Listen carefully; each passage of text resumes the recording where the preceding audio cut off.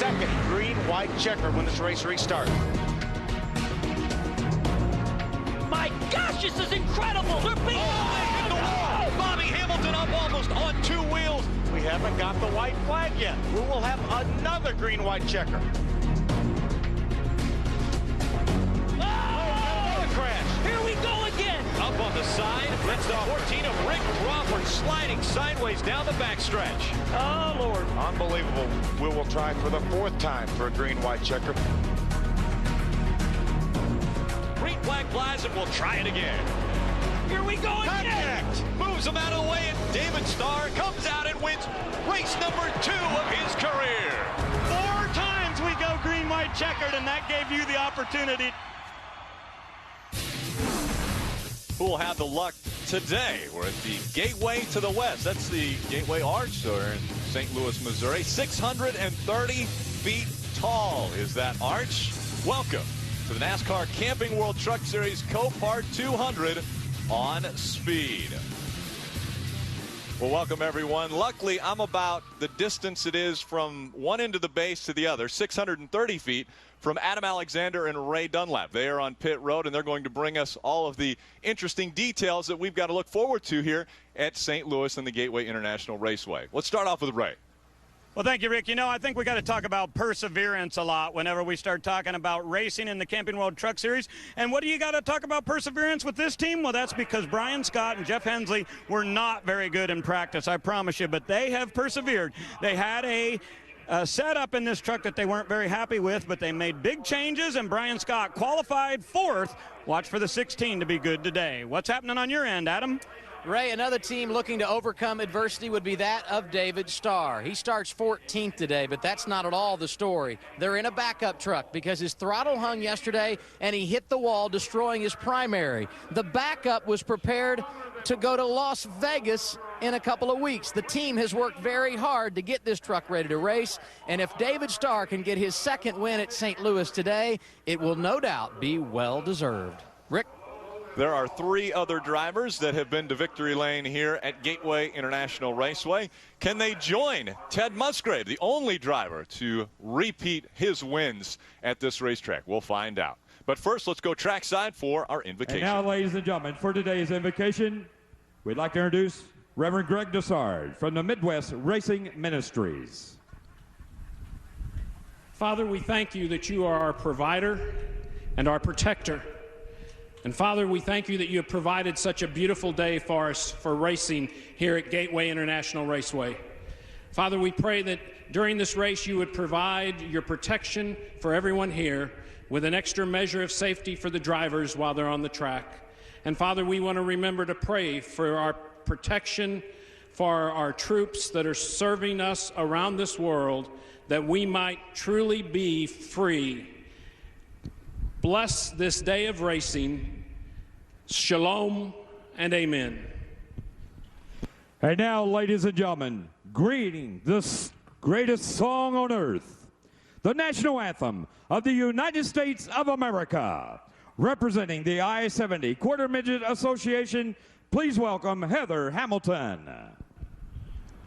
Oh, say, can you see by the dawn's early light what so proudly we hailed at the twilight's last gleaming, whose broad stripes and bright stars through the perilous fights o'er the ramparts we watched were so gallantly streaming, and the rockets' red glare, the balls bursting in air, gave proof through the night that our flag was still there.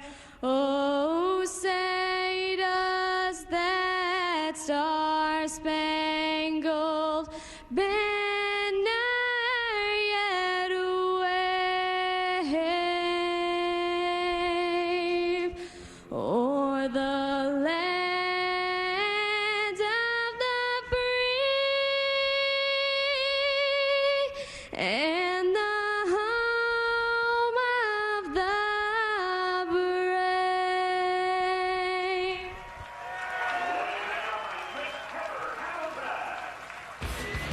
Colin Brown, Ron Hornaday will bring the field to the green flag at Gateway International Raceway.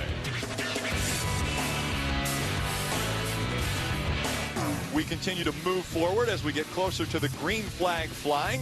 Before we get to that part, let's back up a bit and let's recheck with our update and Chris Devoda. All right, thanks, Rick. If you missed qualifying, it was the Conway Highway. I'm in the 6th pit because Colin Brown is on the pole, his 3rd pole of the season. The only guy in the series who has more than him, Ron Hornaday, our points leader, and by the way, he starts 2nd.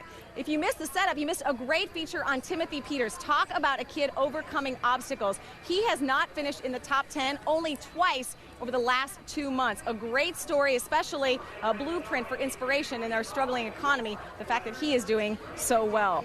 Also, this track, unlike any other on the series, we talked about some of the young guys with momentum. Eric Almirola, Taylor Molson, Brian Scott. Keep your eye on those guys as well. You know, tonight, the chase field will be set for NASCAR's big boys, but the championship for the Truck Series, well, that could flip-flop all the way to South Beach, just outside the Show Me States borders. Rick, Phil, Johnny, it's time for these Truck Series drivers to show off.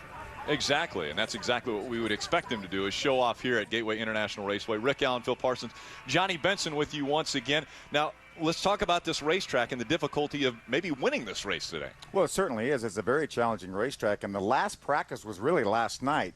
With the track conditions very, very cool. As a matter of fact, qualifying earlier today, the track temperature was 15 degrees cooler than it was during that practice last night. That's why a lot of the guys, maybe Mike Skinner's one of those guys that we thought would really run well qualifying, didn't run as well as they would have liked because they adjusted on their trucks during that last practice when it was a lot cooler. It's even hotter right now, Johnny, and this racetrack, even though it's 1.25 miles in length and considered a super speedway, it races like a short track. It does. It races exactly like a short track, just a little longer straightaways. A lot of guys came with different setups here, thinking that they could come across something to be a little bit better. Some of them people went right back to what they had last year. Tight radius in turns 1 and 2, a little more sweeping turns in 3 and 4. And like they mentioned, the banking very, very short here at this track. Let's get the engines fired. Let's go for the command. And now, ladies and gentlemen, for the most famous words in motorsports, our Grand Marshal representing the 504th Military Police Battalion. Once again, let's welcome Sergeant Nicole Howell. Gentlemen, start your engines.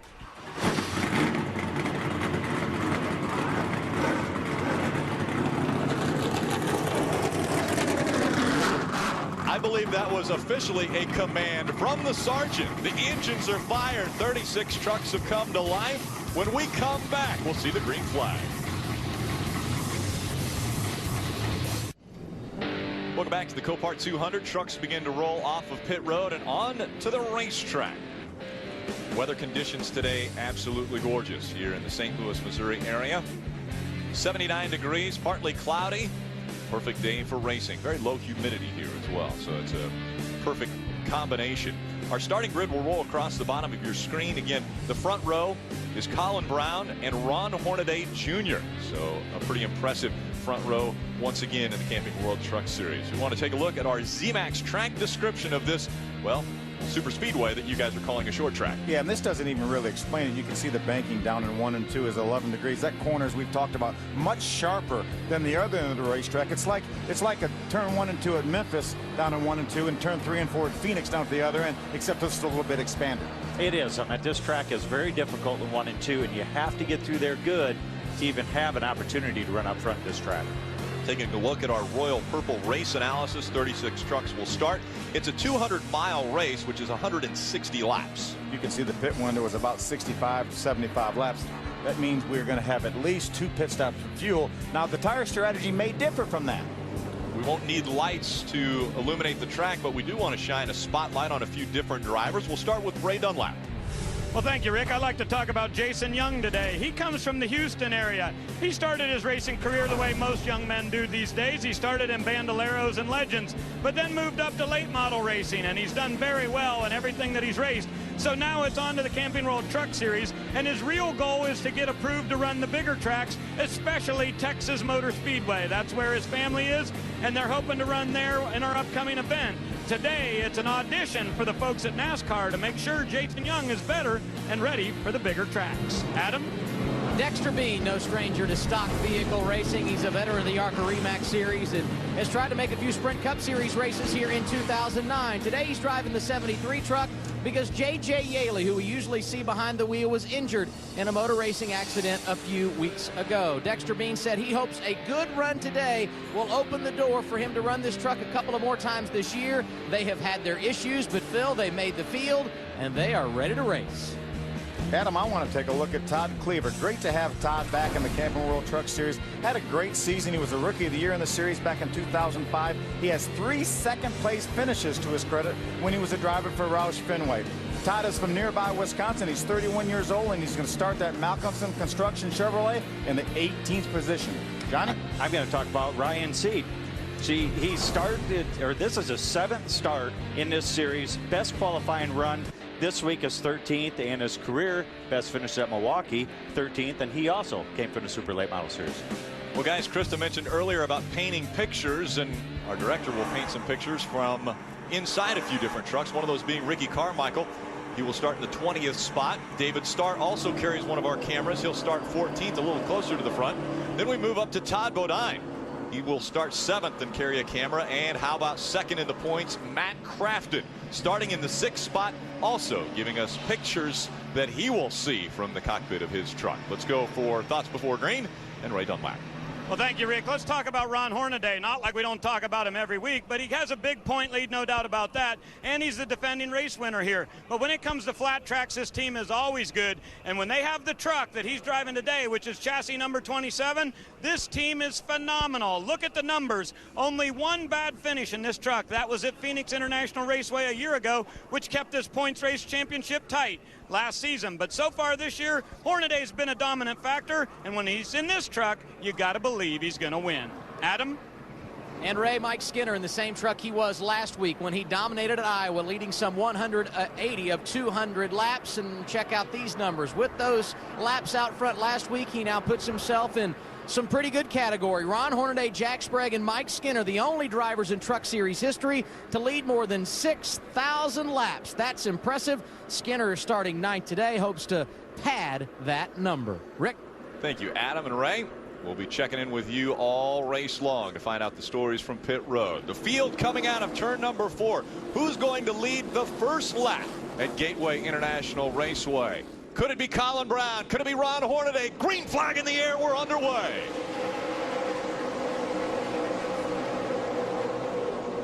Great start for Colin Brown.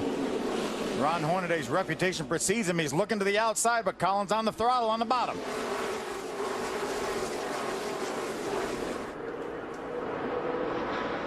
Fanning out as they go down the backstretch, coming out of 2. Single file line up front. Now Hornaday looks down below. He was way below. Looked like he had his left sides below the rumble strip, trying to get to the inside. Doesn't look like he's going to lead the first lap, but he's all over the back bumper of Colin Brown. Colin Brown leads lap number 1. Johnny Sauter right behind Hornaday. Brian Scott, TJ Bell are your top 5. Looks like Ron Hornaday's able to definitely hook that bottom of this racetrack, which is going to make a big difference, especially in the long run. As you see, he gets alongside of Colin Brown here. Looks like Ron's going to lead lap number 2. Colin slipped up a little bit down in 1 and 2. That opened the door on the bottom for Hornaday. He drives it down in 3. Hornaday makes the pass. He takes the point. Now Colin Brown drops back to 2nd. Johnny Sauter is 3rd. Brian Scott trying to hold on to 4th as Hornaday will get 5 more bonus points, leading lap number 2. Good battle for 5th brewing between Brian Scott, Timothy Peters. Timothy jumps to the inside. That's actually a battle for the 4th position and gets loose. TJ Bell in that 11. Looked like, did Brian Scott get into the wall coming off of 2? A little close call there for Brian Scott, potentially hitting the wall. And how about Matt Crafton making the pass on the bottom of the track?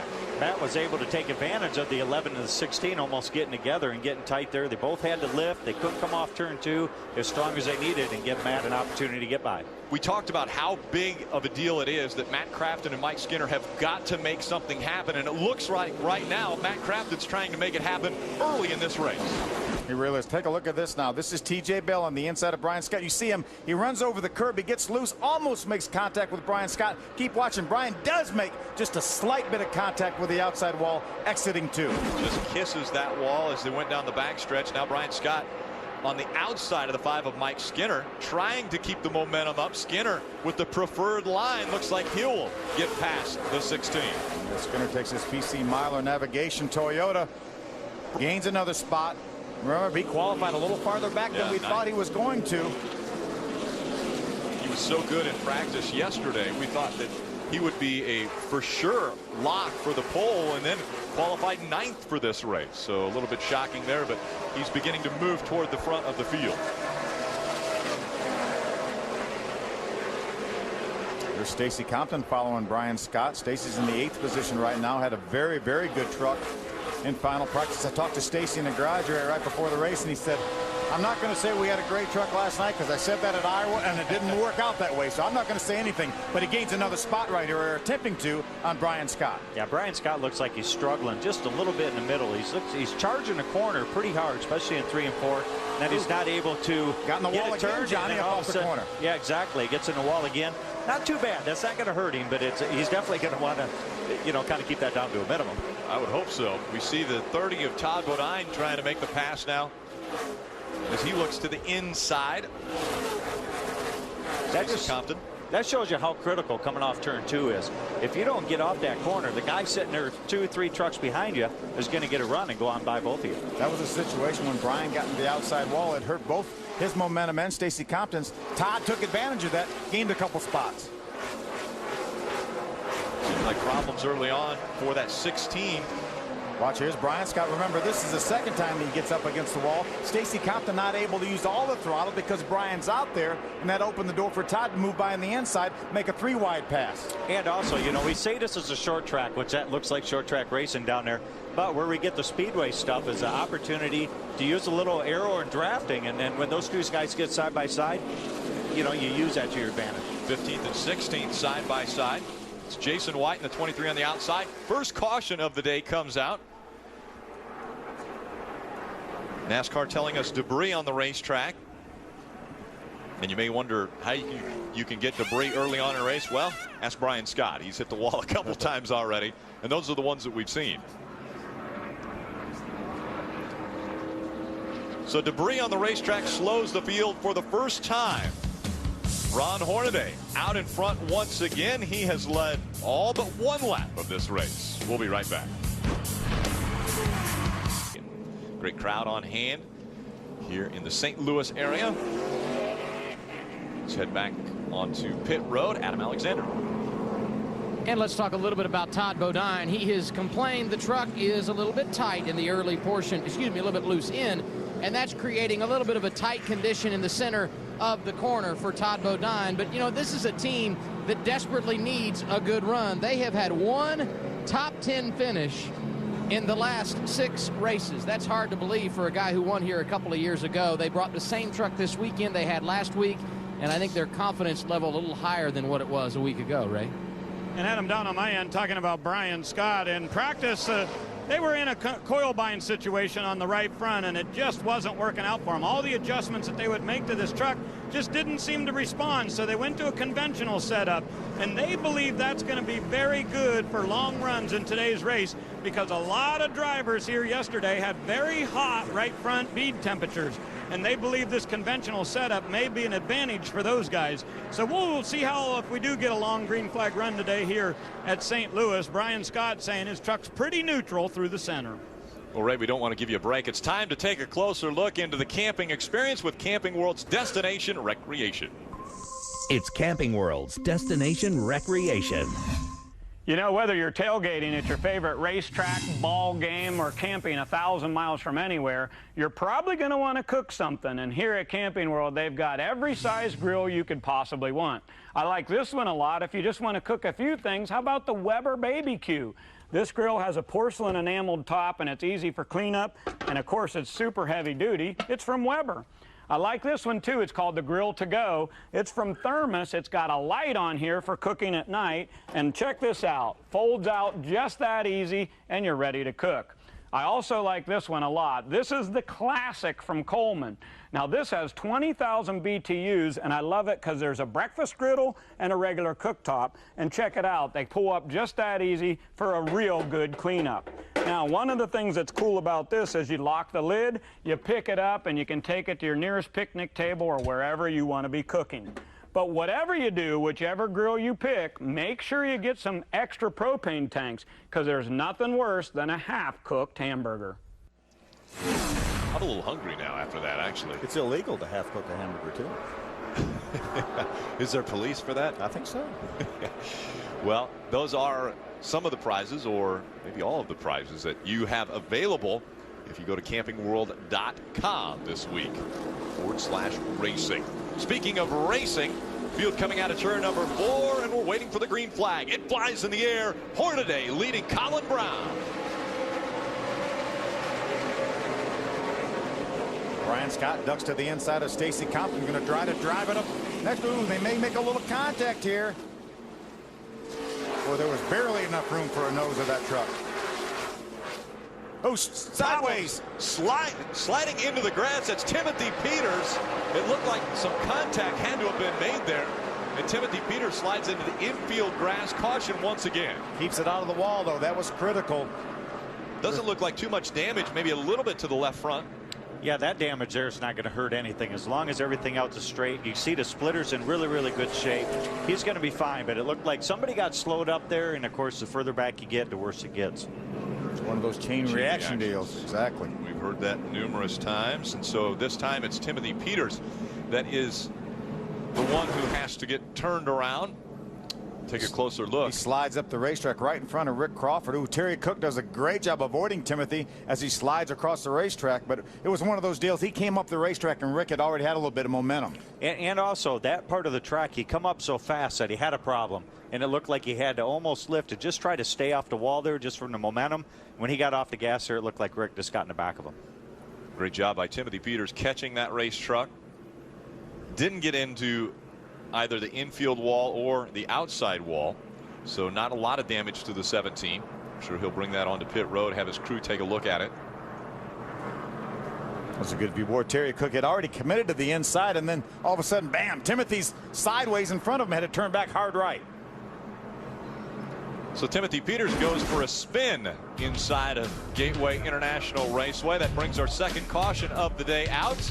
We'll be back for the green flag of the Copart 200.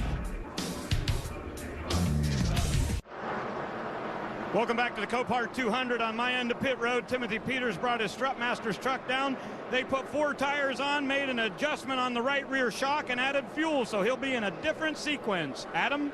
Matt Crafton was running in the top 5, Ray, but his splitter was hitting the racetrack. They brought him in, raised up the front end, fueled the truck. He goes from a spot in the top 5 to outside the top 25 for the restart at lap 16. Again, Matt Crafton 225 points behind race leader Ron Hornaday as he comes to the start-finish line. We're back to racing. Stacy Compton pulled out of line for just a moment. Knew he couldn't make the pass on Todd Bodine. You cannot initiate a pass before you get to the start-finish line. He backed off, and that allowed Brian Scott to get up on the outside of him. Rick Crawford and Terry Cook, look, they came awfully close up off of 2. So tight as they come off of turn 2 and down that backstretch. Todd Bodine on the inside now. It's TJ Bell, the 11 on the outside. They stay side by side as they come onto the front stretch. It's a battle for the 5th position right there. TJ Bell just in front of Todd Bodine when they cross the stripe. TJ drives it hard down into turn number 1. Todd gets his truck turned in the center, jumps in the throttle. From Stacy Compton to make it 3 wide. 3 wide racing at Gateway International Raceway. Something's going to have to give before they get into turn 3. Well, you're going to have to tell them that. Oh, my goodness.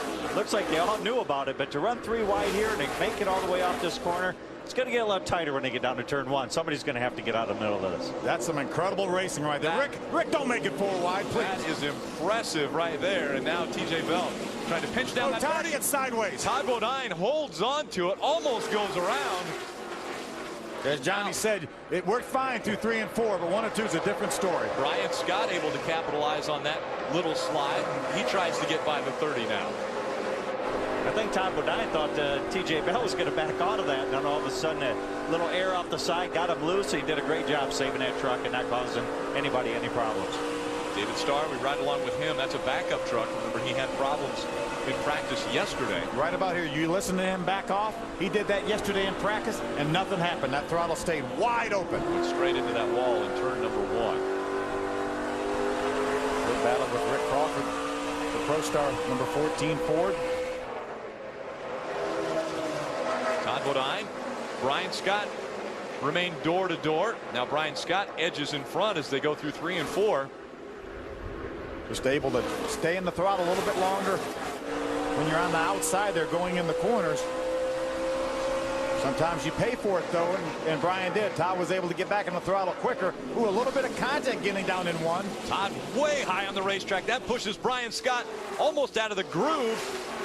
He tries to hang on, but Rick Crawford takes the spot from him. He was out of the groove, absolutely, and that's what slowed Brian down there. It did. I mean, anytime that you lean on somebody's right rear quarter panel like that, you got to expect that they can't do a very good job getting in through the center of the corner. Ended up putting him out of the groove and losing a spot there.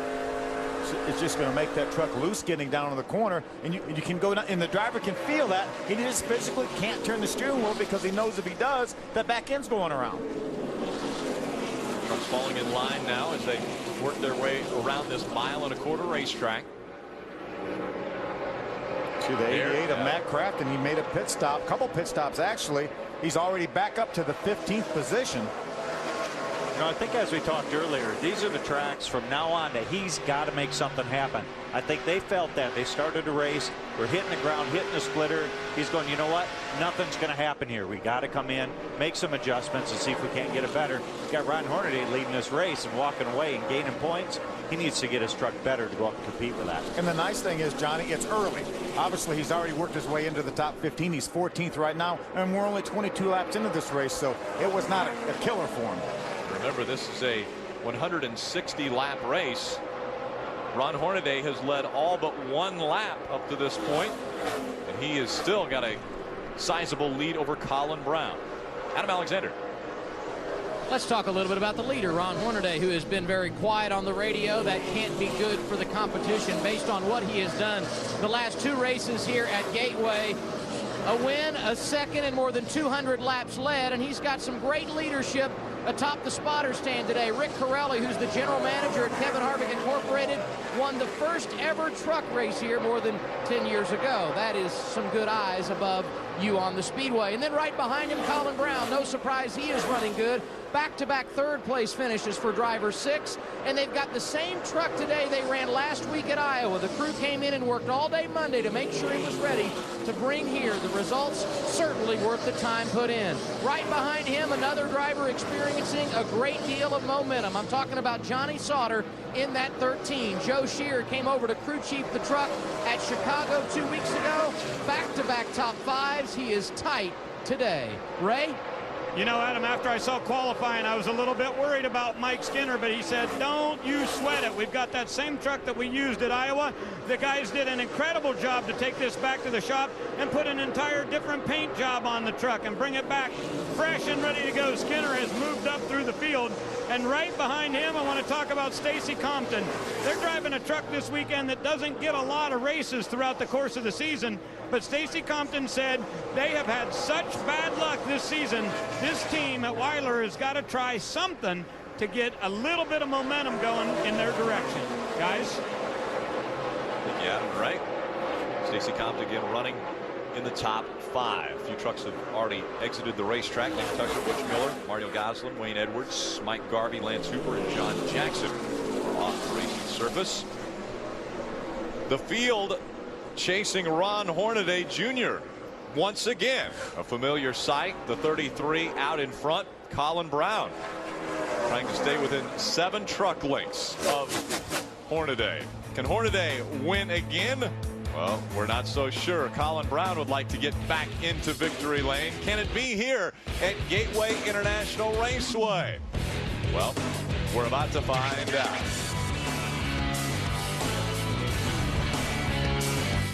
up next. I'll bet you the guys and the girls will talk to all 11 chase contenders for those 8 spots. It's going to be tight, obviously. Everyone fighting to get into the chase to have a chance at the championship in the Cup Series. We've got a championship run here being put together by Ron Hornaday. Again, coming into this race, 225-point lead. The only guy that's staying really on the screen with him is the 6 of Colin Brown. You know, the lap before this, Ron Hornaday with 33 laps in the books, it only ran a 1/10.5 of a second slower than his fastest lap he's run, and Colin Brown's fast lap was even closer to his fastest lap. These tires aren't giving up at all, Johnny. No, I mean, that's a great thing for Goodyear to bring a great tire like that, especially with the heat that we have here today. That's good as a race car driver, sitting in that truck knowing that, you know what, I can still drive this thing hard and not hurt the tires too bad. Adam Alexander. Johnny and Phil talking about tires, Rick, and it was interesting, a conversation I had before this race with Todd Bodine's crew chief Mike Hillman Jr. We were discussing tires and how do you manage tires, because most teams had 3 sets in their pit area to use should they need them. And he said, I predict everyone will have 1 set still on the ground when this race is over. And he also said we could see some pit strategy involving tires because track position is so important. Too early in the race to know how that will pay out, but already one crew chief thinking about the possibility of playing some games late in the race, Ray. And Adam, down on my end, a number of teams have already changed tires on their pit stop. Include on that list Taylor Malsom in the number 81. He just said his truck will not turn through 3 and 4. They raised the track bar a couple of rounds to try to help loosen him up a little bit, and they changed tires on the lap 14 pit stop. He also came back down pit road last time for another wedge adjustment. So Doug Woolcott trying to make some aggressive moves here to get Taylor better through the center of 3 and 4. Taylor Malsom running 21st right now, so he'll have to obviously take advantage of that strategy that they're playing on pit road. Good battle right here for 9th. That's David Starr's Toyota on board. There's Brian Scott, the Albertsons Toyota. About a lap ago, these guys had a bit of a moment when some possible contact with them. Let's see if we can take a look back at what happened. Brian Scott had the position. Watch right of your screen. David drove up onto him. Well, if he didn't get into him, he worried him to death there and got him a little bit loose up off the corner.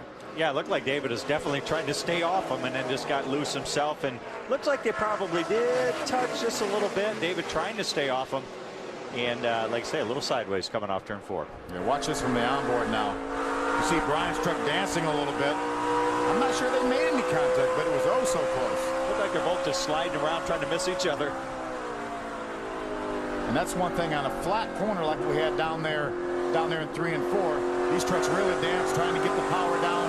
You see David now pulls up aside Brian Scott. He was able to make that pass and take over the 9th position. Brian Scott has been struggling. He's kissed the wall a couple times coming out of turn number 2. Matt Crafton, we saw them put the hood up, make some major adjustments to the front end of that race truck, trying to keep the splitter off of the racetrack. And it looked like obviously they're doing a good job now because it's right about an inch off the racetrack. Caution's on the racetrack. 3rd caution of the day. Kim Lopez working hard today on the flag stand. And it's the 57 that has got turned around. Norm Benning slow on the access road. Yeah, that's the access road off the racing surface that the guys can use to make a pit stop. Since he's come to a stop, that means that NASCAR had to throw the yellow flag just in case someone was going to come onto pit road. Until we're over, truck would stop. We're over halfway into a fuel run here, so I think we're going to see some guys, and all the guys basically come on pit road, maybe with the exception of some of the, we had 3 or 4 trucks that pitted back on lap number 15. They would have an opportunity maybe to stay out, but I think the majority of the field's going to come in. Guys like Taylor Malsom, who came in, did a couple adjustments to that truck. The Longhorn guys are stretching out. They're getting ready. They would expect to see Ron Hornaday bring that leading truck onto pit road next.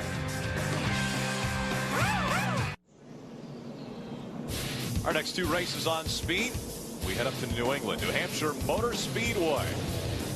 September 19th, that's a 2:30 p.m. start. And then to Sin City, Las Vegas Motor Speedway on the 26th. That's a full Saturday. You know, guys, for those of the folks that can't make it out to Las Vegas for that race, certainly set your DVR for our Camping World Truck Series race. But head over to Darlington Raceway, the Darlington Historic Racing Festival, Saturday and Sunday of that weekend, September 26th and 27th. Cale Yarborough, David Pearson, and Humpy Wheeler are all going to be there. They're going to have vintage race cars, autograph sessions, fan forums, all sorts of neat stuff at Darlington there. So if you're in the area, you don't want to miss that. The Lady in Black hosting that. We saw the light change from red to green. That means the pit road is open. Hornaday brings the field onto pit road. Let's go down there to Ray. Well, Rick, on my end, they're going to be trying to do a double dip here for sure. You'll see guys getting tires and fuel. And Mike Skinner said, let's go with tires first. Eric Phillips said he agrees with that. So tires will go on this number 5 truck. They'll come back around for fuel. No adjustments on the PC Myler Toyota. Now, when we take a look at our triple pits, you'll see that we're going to have Stacy Compton in there. And from my end of pit road, he said he needs to be a little bit tighter on his entry. Look for an air pressure adjustment on the Weiler Racing truck. Adam? Ron Hornaday coming in top of your screen. He is the race leader. They have told him on the radio you were quicker through the center and off than Colin Brown. He's better than you in. A slight air pressure adjustment on the first stop of the day for Hornaday coming in lap 41. Middle of your screen, the guy chasing him, Colin Brown, is tight. They will make an adjustment, 4 tires this time, and they will come back for fuel. The race off pit road. It looks like it will be Hornaday who beats everybody leaving the pit lane. Not going to beat Colin Brown, though. He took advantage of that first pit stall to beat Ron Hornaday out. But remember, all these guys are going to come back in and make another pit stop for fuel. Timothy Peters up 12 positions. Obviously, a little strategy there. Remember, Timothy put tires on after he spun on that earlier caution flag. Well, Timothy's going to end up pretty good here because I don't foresee him coming back in. He probably got his fuel, made all those spots, had his tires in from earlier. And if he took care of them, right now he's going to be staying out, sitting in pretty good shape. There may have been some contact made just there between Hornaday and Colin Brown as they came on to pit road. Let's go back down there to Ray Dunlap. Well, fuel this time, Rick, for everybody down here, and there will be a few chassis adjustments along the way, too. As these guys come around the corner, you see Colin Brown out ahead of Hornaday, and now the pressure is on to get the gas in just as quickly as you can and only what you need. Skinner's guys will go to work on pumping fuel in, and he's going to have a tight group of people backed up down here when we get into the accordion effect. Looking back in our triple pit, you see gasoline going in for the 60, and a very tight pit road down here. Lots of guys getting jammed up. Adam? And that's where things really paid off on that first time around for Colin Brown. As Phil and Johnny pointed out, he was quickest off pit lane because he had that number 1 pit stall. You can see Hornaday getting fuel top of your screen, Brown in the middle. And as they leave pit road here, it once again will be Colin Brown the first off. And keep in mind at this stage of the race, they can do it on one more stop as far as fuel mileage is concerned. Boy, a bunch of contact back there. The 07 of Jason Young, he may have got hit by 2 different trucks trying to get to his pit. He's trying to turn left. Everybody else is trying to go right and get off of pit road. Take a look. Here's Mike Skinner getting ready to leave. There's Jason Young, the 07. They get seized up. Taylor Malson has to wait for Todd Cleaver. That was a costly deal there. I mean, it's one thing if you get slowed up. It's another thing if you have to stop. Aaron's lucky dog going to Dexter Bean in the number 73. Michael Waltrip, I'm sure, is just jumping up and down excited about this. They'll be thrilled that we're giving away lucky dogs. The fans are thrilled. We've got some great racing here on this racetrack. Alexander. About a little bit on the 51 of Eric Almirola. They used a 2-tire stop late in the race last week to help him to his career best finish second at Iowa. 2 tires here called by Richie Waters. They were in the top 10 for the first time today, and this team really needed something good to happen because they struggled during practice yesterday, but an adjustment to the truck, they feel like it is starting to come around.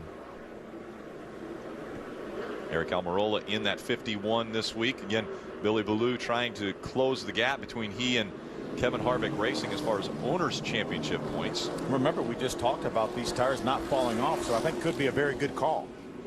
Green flag back in the air. Timothy Peters again staying on the racetrack for the second stops.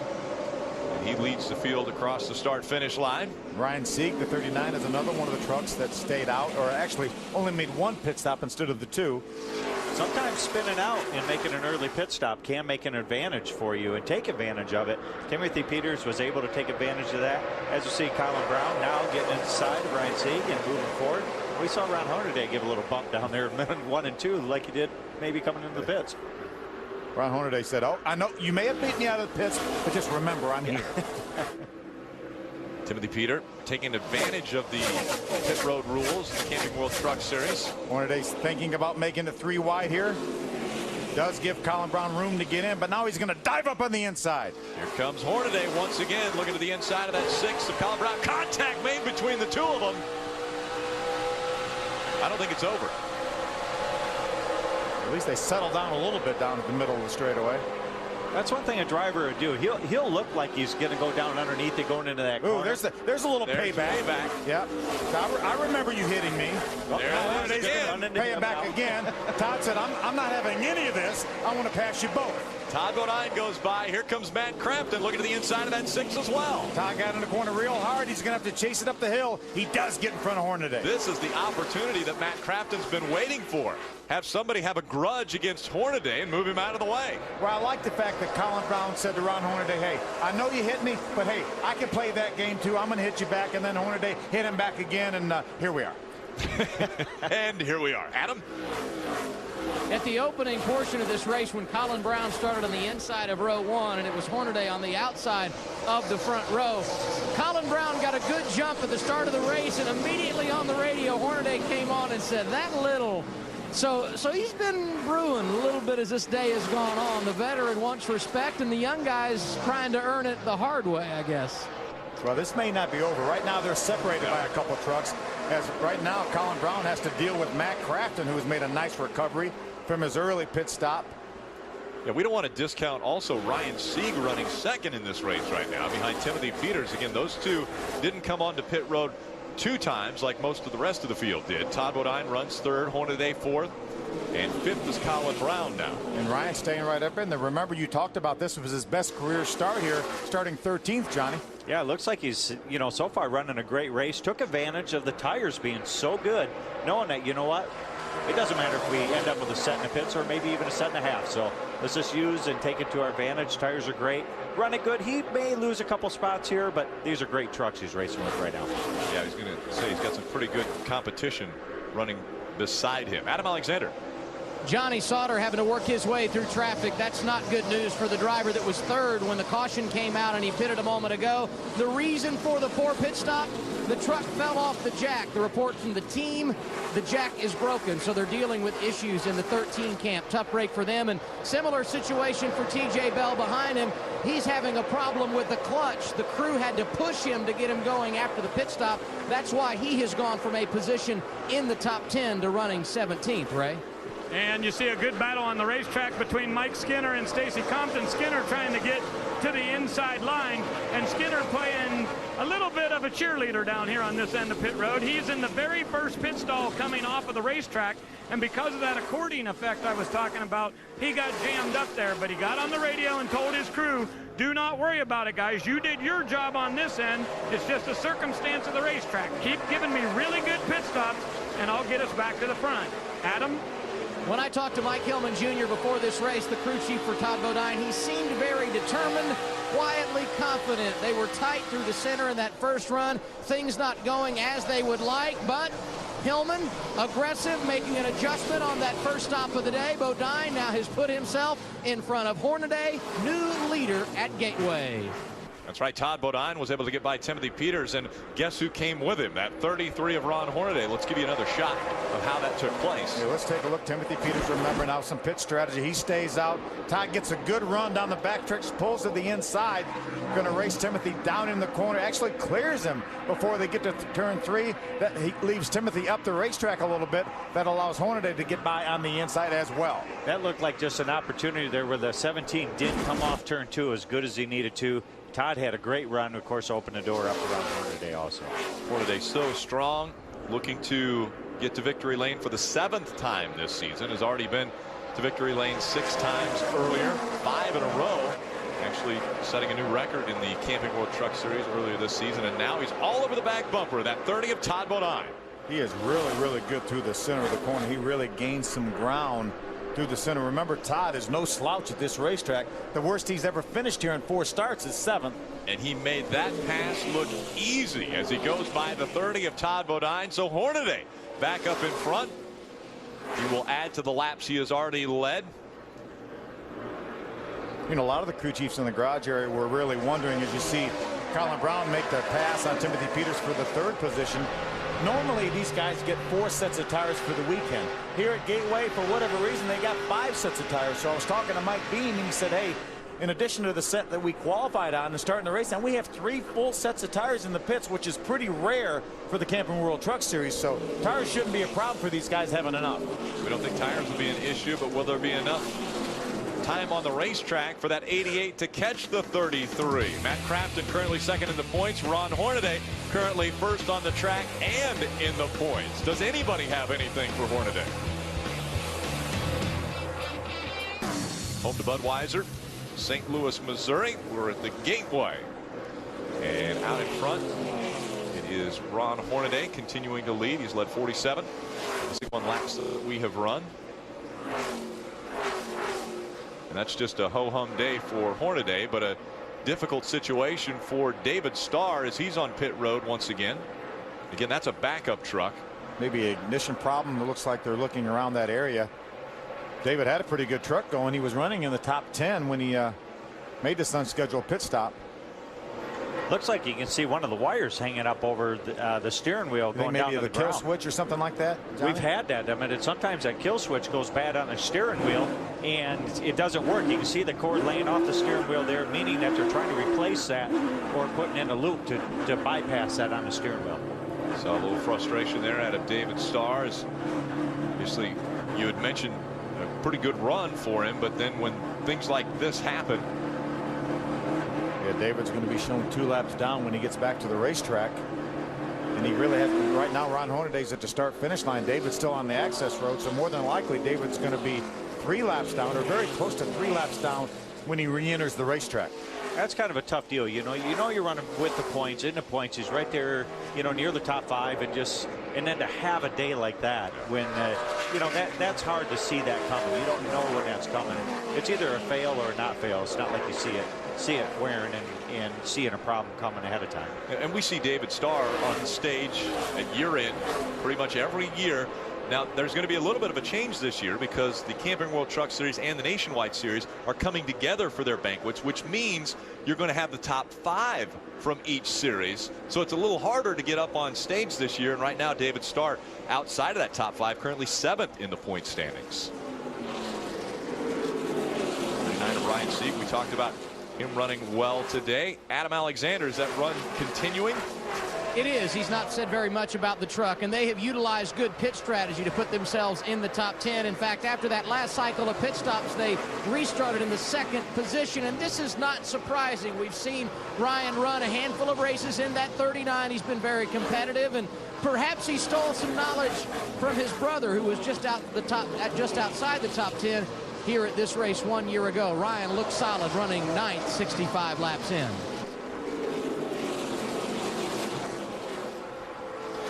65 laps into the race, and already Hornaday has led 51 of those 65 laps, so trying to put another dominant performance together. Guys, take a look at this 13 truck of Johnny Sauter. Remember, we reported that he had trouble on pit road. This was a guy that was running in the top 5 before pit stop started. He restarted in the 20th. He's made a little bit of progress up to 13th, but it seems like he stalled there. As good as his truck is, Johnny, he can't do anything with these guys because it's pretty difficult to pass here, even though he's got a great truck. He's got a great truck, and it is very difficult to pass here.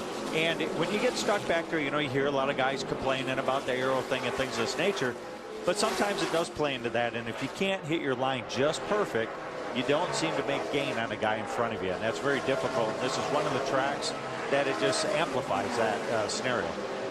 In between 2 of our Rookie of the Year contenders, we see this battle going on, Brian Scott and T.J. Bell. Looks like Brian's going to be able to make the pass. There's Taylor Malsom right behind T.J. Bell, the 81 truck. He's made numerous pit stops. He was one of the trucks that came in early on lap number 9 and lap number 10, and then again back on lap number 15 with our 1st and 2nd caution.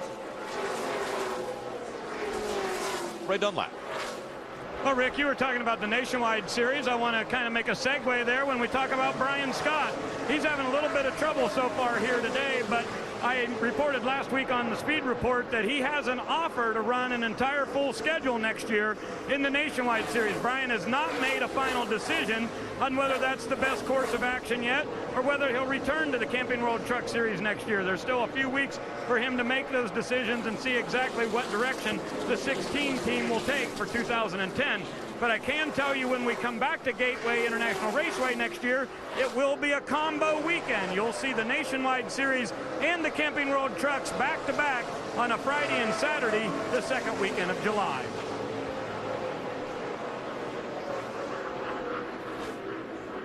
Brian Scott again had been running in the top 10, now dropped all the way back to the 14th spot. Remember, we reported that typically these guys run a qualifying setup, which means you go and squash that spring, whether it's the right front or the left front, as much as you can. Brian Scott's team was struggling. They went to a conventional setup, which means you don't squash any of those springs. And obviously right now he's running in the 14th spot. Probably not what they were looking for. They really thought they were going to be a little bit better than that. Can anyone be as good as the 33 team? Ron Hornaday with a 1.7 second lead over second place Todd Bodine. Can Todd Bodine get back to victory lane in 2009? Stay with us.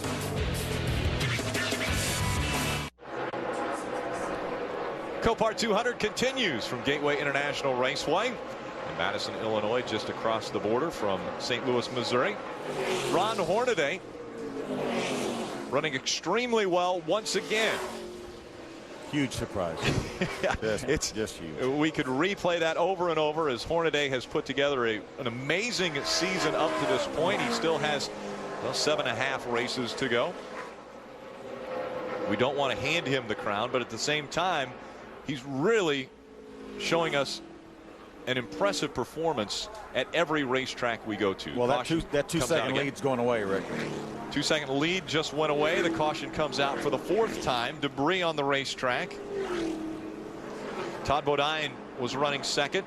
Colin Brown, Mike Skinner, Matt Crafton, your top 5. Rick Crawford, Eric Almirola, Timothy Peters, Stacy Compton, and Ryan Sieg are your top 10 as this caution has come out, and we're closing in on the halfway point of this race. Will we see anyone come on pit road? Johnny, I think we will. We're over, they pitted back on lap number 41, 42, so that means we're over halfway into a fuel run. They may not come in and get tires and fuel, but I think they're going to at least make one stop for fuel, if not both. Well, I think you're going to see them get both, because if later in the race they need that little extra fuel, they come in here and just stab it and go and not have to worry about the tire wear. The tire wear looks pretty good. The speeds have been still actually surprisingly quick. So I think they will take their tires. They'll get their fuel, and then later in the race they need just a splash. They don't have to worry about the tires at all. We'll answer those questions. You see the field on the access road. It's Ron Hornaday that leads Todd Bodine. Let's go to the pit road and Ray Dunlap. Well, Skinner's just a little bit tight on the long run there. Eric Phillips, making an air pressure adjustment on the right front tire. He pulls in his number 5. The guys will go to work down here. And again, we'll keep an eye and see if he runs into the accordion effect at the end of pit road. Adam? Tough decision here for crew chiefs, Ray, because they are not yet in their window to be able to go the distance from here. Rick Wren said, this is not a decision I want to make. He's the crew chief for Ron Hornaday, making his pit stop top of your screen. They will put on 4 tires, and then they will come back and fuel the truck. He was a little bit tight. Middle of your screen, Todd Bodine running second. Extremely tight on that run. They will take another big knock at it and see if they can help the handle. And then we will see who wins the battle off of pit road. Colin Brown made up ground last time, and this time Ron Hornaday will come out second, it looks like, to Stacy Compton. Stacy Compton, 8 spots. That could be just a fuel-only stop for Compton, or maybe just 2 right-side tires. Maybe 2 right-side tires. And the accordion effect that Ray was talking about, that we saw that last round of pit stops. This time, Ray, is when we're going to see that accordioning effect when Skinner comes in just for a splash of gas, maybe 1 can or just a little bit more, and the back of the field hasn't got to pit road yet. This is when we're going to have some close action on pit road. Pit strategy taking place once again. We see Stacy Compton again. He won the race off of pit road the first time, so he leads the field back onto pit road, just in front of that 33 of Ron Hornaday and the 30 of Todd Bodine. Ray Dunlap. Well, Skinner had raced his way back up through traffic, but they lost 4 or 5 positions here in the pits. Had a problem getting the jack up on the left side, so he had been in the top 5. He'll be back, I guess, only 4 spots further than that. This time it'll be a quick shot of fuel for the number 5 on my end. We look into the triple pits, and we'll get the rest of the call from Adam. Ron Hornaday pitting top of your screen. They will make a chassis adjustment because he is tight. Todd Bodine also coming down the pit lane will make his stop. And it looks like they've called off the chassis adjustment for Hornaday. Fuel going to go in for Todd Bodine. The question came on the radio, can we go from here? Mike Hillman Jr. said it's all going to depend on caution laps. Once again, Stacy Compton first off of pit road, and a 3-wide battle to see who got out second. Give it to Hornaday. Very close race off of pit road. It goes Compton, Hornaday, Bodine, Colin Brown, and Matt Crafton. They'll be your top 5 when we restart from Gateway International Raceway.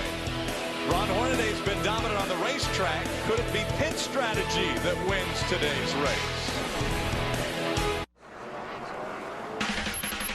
Let your favorite driver take you to victory lane with the Wind Tunnel Super 7 Sweep Fantasy Game.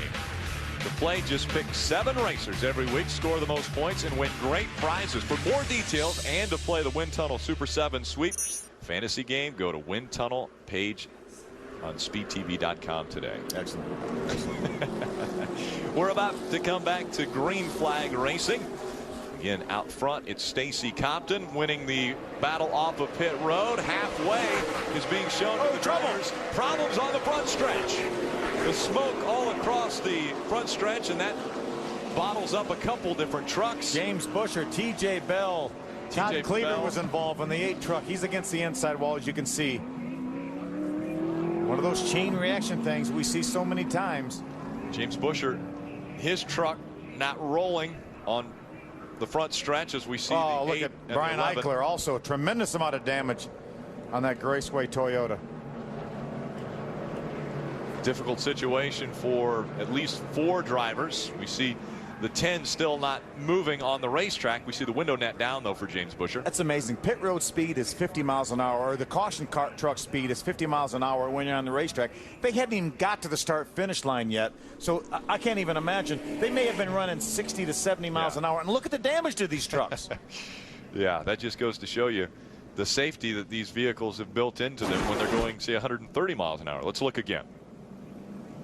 Looks like I don't. It may have started with a Eichler maybe in the 15. May have gotten the back of Busher.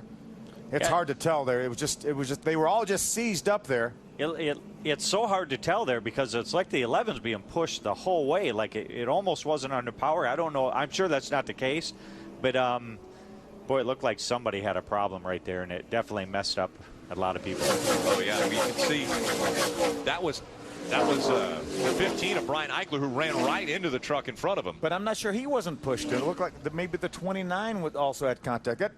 That contact was initiated way back behind where it eventually got to. Yeah. See him going to work on the front of the 15 of Brian Eichler. They're saying that's terminal. See the slashing motion across the throat. Yeah, that's just a lot of damage up there, and to put those vehicles out there at a track that we call a short track, or I mean not call a short track, that we feel is a short track. It's very fast here to go out with the extensive amount of damage on a frame right there. That slashing motion would get you suspended in hockey, Johnny, so just remember that. Watch what Ricky Carmichael had to see. Hear him in the throttle. 3rd gear. Now he's pedaling. Locks the brakes up. See, the 15 has already made contact with somebody before Ricky ran into the back of him.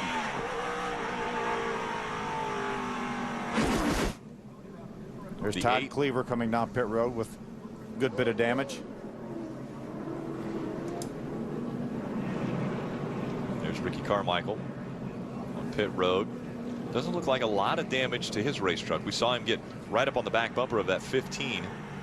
Well, there's 2 things he's doing. One, he's coming in here to survey the damage on the front of the nose. He had the tires locked up on that thing, and right now, if you're going to have a set that you're going to run to the end, put them on now, because a flat spot will only cause you problems down the road, especially if one of those tires happens to blow on it.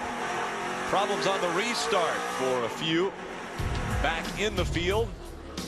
That causes headaches for not only the crew chief here, but the teams back home that have to put them back together. The Copart 200, Gateway International Raceway after this. Welcome back. Copart 200 from Gateway International Raceway, the gateway to the west. We're under our 5th caution of the day. The reason why, a few trucks maybe a little impatient on the restart. Take a look now. You're going to be about 10 trucks back. I'm not, boy, it's hard to tell. But look, I don't know if the 10 got into the 11 and that caused the 15 to get into the 10. I'm not sure exactly where that was initiated, but man, it sure created a mess. It's so hard to tell where that started because you didn't see anybody starting to jockey ahead of that. And so it made it very difficult to see what was going on. All of a sudden you see the 11 being, you know, shot off to the side there because the guys in front of them didn't look like they even hardly moved yet. Just a tough break for T.J. Bell and James Busher, Todd Cleaver. There's a look at T.J. Bell's number 11. Brian Eichler. T.J. outside the truck. That was a pretty hard hit that he took. I mean, he's going to definitely be out for a little bit because I'm sure it broke a lot of stuff on the left front suspension. He got in the inside wall there pretty hard. So you got your A-frames gone, maybe a little bit of damage to the frame. It's going to take a little time to fix that. So the safety crew continues to clean up the racetrack right in front of the start-finish line. While they're doing that, we'll slip away one more time and be back for the green flag. Right here on Speed. Ray Dunlap, you've got one of the, I guess, victims of this one. Yeah, I do, Rick. Down in the garage with T.J. Bell, and there's some serious damage on his number 11 truck. They've got a lot of work to do. And, T.J., we've got a monitor here. If you want to take a look at this, we're going to replay the restart there, if you can tell us what you saw happen from your vantage point. Yeah, no, I mean, coming to the green there's a big mess, and people started checking up. I checked up, and we just got ran into the back there, and there's nothing I could do. You know, these pit stops we have here in the Camping World Truck Series really mix things up, and I don't know. It's just it's an unfortunate day for Red Horse Racing. It's number 11 Toyota Tundra, and Arlen Henderson, we had missing kid on the truck. You know, it's sad we had his family here, but hopefully we'll go loud and get him next week. All right, we wish you good luck. The guys continue to work on this truck down here to see if they can get him back into the race. Now let's hear from someone else in that. Adams with James Busher. Yeah, T.J. Bell just in front of James of the restart. He really didn't know what happened. What do you think? I don't know either. I mean, coming down for the green, we had a pretty good truck, and Max Force International team did a great job getting me out of the pits that time. We had lost some spots on our fuel stop, the first pit stop, and actually didn't lose any that time, so I was pretty happy with it. But I don't really know what happened. Everybody was stacking up, and then I was getting pushed from behind. TJ checked up in front of me for the fourth time, and then they were just pushing me so hard from behind I couldn't slow it down, and we all just stacked up and ended our day early. Tough break for James Busher, and guys, we are back green on the racetrack. Yeah, clean restart that time. Stacy Compton and Ron Hornaday. Now Hornaday all over the back bumper of Stacy Compton. It looks as though he's going to make the old move to the inside. Move him over and move by him. Yeah, may have been just a little bit of contact to move him up out of the groove. Todd Bodine is all over the back of Hornaday. Hornaday and Todd Bodine both came onto pit road, made some major adjustments to their trucks in the same stop.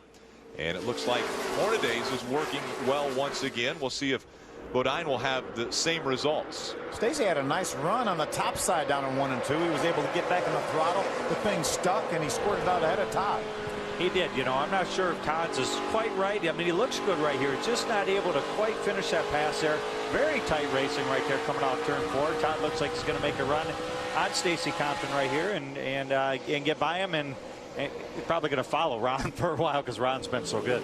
Very close there between Stacy Compton and Todd Bodine. And you see that 6 of Colin Brown getting into the mix once again. Colin Brown was up front. Yeah, Matt Crafton's onboard. So it looked like Skinner had trouble getting off for turn number 2. Slowed his progress, allows the 16 of Brian Scott to get up beside him. Brian Scott was running in the 10th spot. We'll see if Skinner has problems with the truck or if it was just a... He got a little bit of loose and had to chase it up the hill, and still chasing it. Just lost all his momentum, and you watch the trucks go by. And at this point in time, too, he's got to get his tires cleaned off before he gets down into 3 and 4. And I'm sure he probably scubbed it a little bit going down the back stretch. 3 and 4 probably got it cleaned off. It's probably going okay right now. See, Stacy has a little problem getting off turn number 2. That allows Crafton to get underneath him. If you get some debris on your tires like that, it's absolutely like you're on ice. Until you get those tires cleaned off and you get down into turn number 3, you really don't know if it's going to stick or not. You're definitely hoping it's going to stick, that's for sure. But the biggest problem that you run when you go up there, you really are conscious to make sure you didn't get a tire puncture, because that obviously will really hurt your problems if you send you into the wall. Either into the wall or into the pits, either one. See the 51 Eric Almirola trying to get by Stacy Compton. Oh, into the wall goes Stacy Compton. He kicks back out, gets into the side of the 51 of Eric Almirola. Let's see if he's able to clear him before they come on to turn 3. It looks like Rick Crawford's going to take advantage of that little mishap. We've seen more 3-wide passing here this race than I believe we've ever seen here at Gateway. We've always seen a lot of attempts to get 3 wide before the corner. More contact. Almirola got loose up off of 4 in between Stacy Compton and Johnny Sauter. Sauter goes to the inside to try to get by Eric Almirola. Johnny Sauter's moved his way back up into the top 10. Remember, he had a problem on the pit stop, has been really outside the top 15, worked his way back to about 12th or 13th, but the guys got him back up front. Now he's back up in the top 10, racing for 6th. And remember, Stacy Compton used pit strategy to get out front of this field, and now he's starting to fall back a bit after we've passed the halfway point. He's dropped all the way back to the 6th position, trying to battle right now with Johnny Sauter for that spot. Yeah, he's getting ready to lose that 6th spot right here. There's another good, strong battle. There's teammates right there, 24 and the 25 side by side. And Ryan Sieg in the 39 coming up. We saw Ryan running 2nd earlier in this race. A couple of these trucks have a little bit of differing strategy. What's going on down there, Ray? Just to add to Phil, the 25 of Terry Cook and the 81 of Taylor Melsom ducked onto pit road right before we went green there to ensure that they're in a fuel window to go the distance. Now, I don't know how likely it is that we'll run 65 green flag laps here, but if we do, the guys that pitted in the earlier sequence may be in very serious danger of running out of fuel. Most of the crew chiefs told me they need 10 to 12 laps of caution, and we didn't get that many. So the 25 and the 81 playing a safety valve here to get a little extra fuel. Adam? And one of those guys that would need some help as far as cautions are concerned to make it the distance, Rick Crawford. But you won't hear him complain. He's having a very solid run in the top 5, and we have trouble on the racetrack. Stacy Compton around. Sideways is Stacy Compton. Ricky Carmichael misses him. The caution flag flies. That was just a situation where he was on the outside line. Well, Brian Scott helped him get to the outside line is what happened. Brian Scott got loose down on the inside of Stacy Compton, forced him up, got into him, forced him up out of the groove. That got Stacy sideways, and around he went. I tell you, Ricky Carmichael did a great job avoiding Stacy Compton. He did. You know, this is one of those deals where you're going to run 3 wide into the corner. Brian Scott knows. I drove it in there just a little harder to make sure he clears. I mean, this is a huge run. Well, when you do this run, you're not coming in at a very good angle. Bad angle, and he gets in there. He obviously chases it up the hill. There's the contact. He gets Stacy sideways. Stacy almost saves it. Watch Ricky Carmichael now. He's headed straight for his door. Locks him up.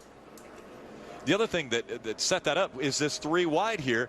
Brian Scott was down way low on the racetrack, and so when he got into turn 3, he was almost chasing it up the track immediately. Well, he had no choice. Yeah. There's no physical way he could have turned the wheel enough to get by Stacy Compton, and he chased it up the hill, got into Stacy. Not at the speed he was going in there. He was going in there pretty hard. He knew he had to use a brake. If he had a lot of rear brake, it's a pretty tough deal to go in there and try to hold it or hold the bottom of the racetrack on that angle, and that's exactly what happened there. So Stacy Compton moves up the racetrack, slides sideways, and brings out our 6th caution of the day. And because of that, we are able to give an Aaron's lucky dog. That's going to put him back on the lead lap. As much damage as that 15 truck has, he will be back on the lead lap now, one of 20 trucks on the lead lap. Now, David Starr is 3 laps down. We saw him on pit road earlier under green flag conditions. He was side by side with his teammates earlier, but that was not for position. There are 18, well, there'll be 19 when we put Eichler back on the lead lap. So 19 trucks on the lead lap. This gets him in their window now. Obviously 62 laps to go when they get to pit road to the start finish line. That gets all these trucks in their window. A couple trucks stay on the racetrack. Rick Crawford, Brian Scott stay on the racetrack, Ray. Yeah, trying to follow up on exactly what everybody's doing down here, Phil, is so difficult with the way these new rules are. A lot of crew chiefs make their decisions right at the very last second. Now, Jeff Hensley had told me before the race started that they got into this position, they were going to stay out and get that track position. I'm at Timothy Peters right now, and as he brings that Strutmaster's truck in here, he's a little bit tight in turn number 3. They're going to put fuel in this thing and make an adjustment in the left front. The adjustment is done, fuel is in it, and away he goes. Adam? Top of your screen, they talk tires for the leader, Ron Hornaday, and at the last minute called an audible fuel only. He is away. It will be fuel only for Bodine as well. They made a chassis adjustment, trying to free him up in the middle, and Bodine gets off pit road before Hornaday. Great pit work by Mike Hillman Jr. and his guys to get Todd Bodine out in front of Ron Hornaday. We still have a few trucks on pit that stayed on the racetrack. Here's why we're under caution. Remember, Brian Scott, 3 wide, gets in on the inside, makes contact with Stacy Compton, gets him up out of the groove. He gets sideways. Ricky Carmichael does a great job avoiding him. Here's another view. That's just a bad view. When you see this coming, you're like, man, don't cross in front of me. And all of a sudden, Ricky did a great job. He's probably the second set of tires he flat spotted today. But that's a lot better than knocking the front end off this. I think he did a tremendous job for a rookie. He either flat spots the front tires or the nose of that truck. Exactly. So the field lines up now behind the 14 of Rick Crawford. So Crawford stays out on the racetrack, as does Brian Scott. Those two are running 1 and 2. The race off of pit road, Todd Bodine got in front of Hornaday. Take a look at today's Stay in the Game with Just for Men hair color moment. Ricky Carmichael staying in the game, and he's going to have a close call here. Watch that truck sideways. Here comes Ricky. He's headed straight for his door, locks the brakes up, and avoids Stacy Compton. Stacy Compton appreciates that as well. Stay in the game with Just for Men hair color.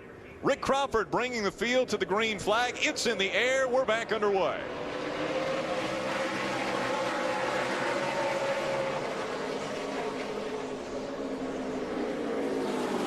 Again, Crawford, Brian Scott staying on the racetrack, as did Ryan Sieg. Those are the 3 trucks that did not pit at all this round of pit stops.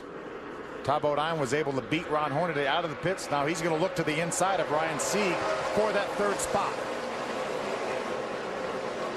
Problems with Crafton, smoke coming out of the back of that. He was sideways. Here comes Colin Brown. That opened the door for him on the bottom. Remember, Hornaday and Colin Brown have a little bit of history in this race. Colin Brown right on the back bumper of that Longhorn Chevrolet. Let's see what happens. Look at Crafton drive by on the outside.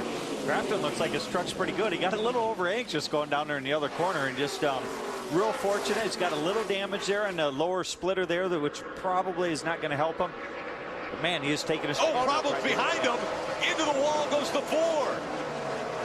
Terry Cook's going to hit the inside wall. Inside wall. Those two pinched together. There was a truck in the middle of that. Yeah, it wasn't Terry Cook and Ricky Carmichael that got together initially. 7th caution of the day. We see the damage to the right front of that number 4 of Ricky Carmichael. Yeah. Just as we had mentioned, he was staying in the game, and this takes place. Yeah, and look at that Cajun Toyota there with Terry Cook. Terry was battling up for a top 10 most of the day, and a lot of damage to that truck.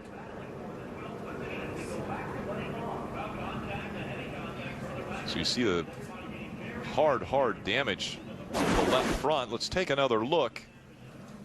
Again, it'll be just behind this pack. That's Matt Crafton right there. Got in the corner a little bit hard, got sideways, did a nice job of staying off the 33 of Hornaday any more than he did. Yeah, I mean, it looked like he got underneath 33. 33 didn't give him as much room as Matt liked to have seen, and they just got into. Actually, Matt did a great job. He could have wrecked both of them. Matt made a big run there trying to get by the 6. Now, here's the problem. You got 3 wide right there. Just gets tight. The 25 and the 29 actually make contact initially, and then Terry gets into the 4 of Ricky Carmichael. It looked like it's one of those cases where the 25 did not know he might have been 3 wide there. The 29 still had his nose in there. He just moved up, and as he moved up, he got pinched and turned his truck all the way into the 4. Heavy impact to the inside wall there, which will probably be pretty tough to be able to continue on with that. Yeah, we're seeing the crew on the 4 team now. Look like they're about ready to push that truck.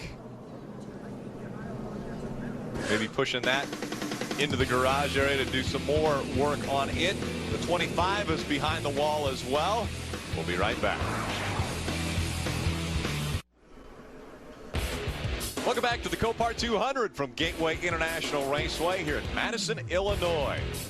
The field coming back to the green flag. It flies. Rick Crawford, Brian Scott. Both of their teams are saying they can make it on fuel from here. Look at Hornaday now. Look at Crafton all over the back of Hornaday. He's pushing him.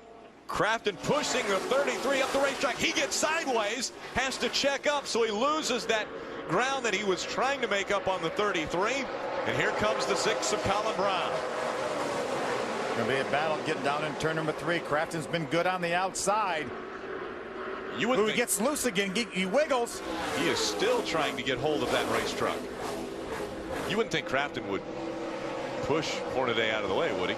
Well, trying to get back in this championship? I don't think he was doing it for that reason. I think he was doing it for earlier when he did the 33 million. Oh, there's contact. The 6 goes around. The 88 was on the outside. The 6 got into him, and the 6 goes around of Colin Brown.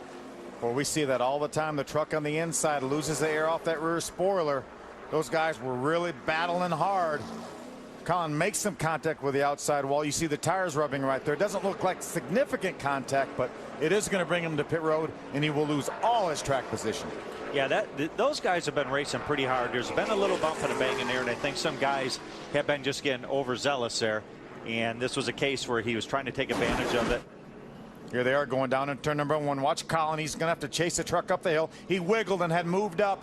He tried to stay off of Matt Crafton. Matt does a nice job, and Colin just couldn't keep control of that truck.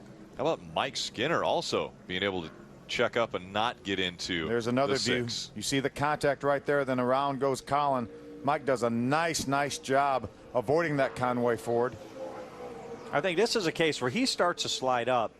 He knows if he hit the 88 any harder, he was going to spin him. So, I mean, he was doing everything he could to stay off him.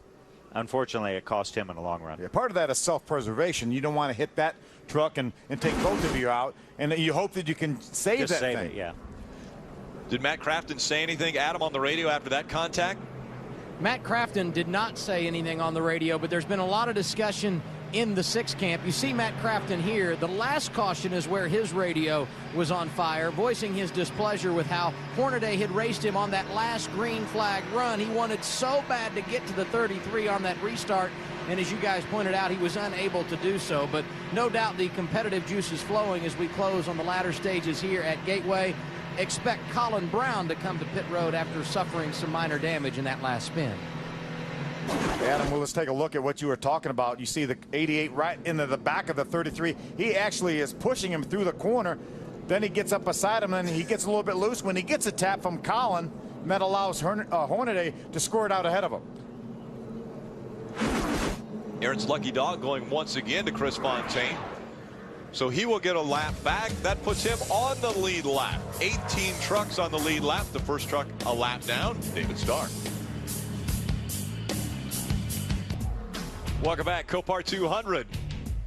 49 laps of racing to go from Gateway International Raceway. And race day is coming up next. That's race day built by the Home Depot. Actually, Kenny Wallace, a part of that show, and we're in Kenny Wallace's hometown. Right. And he loves the Cardinals, and we went to that Cardinal game last night. Right. I want to thank the 100 people for those tickets. Excellent game, 1-0. The Braves won. It was a phenomenal game.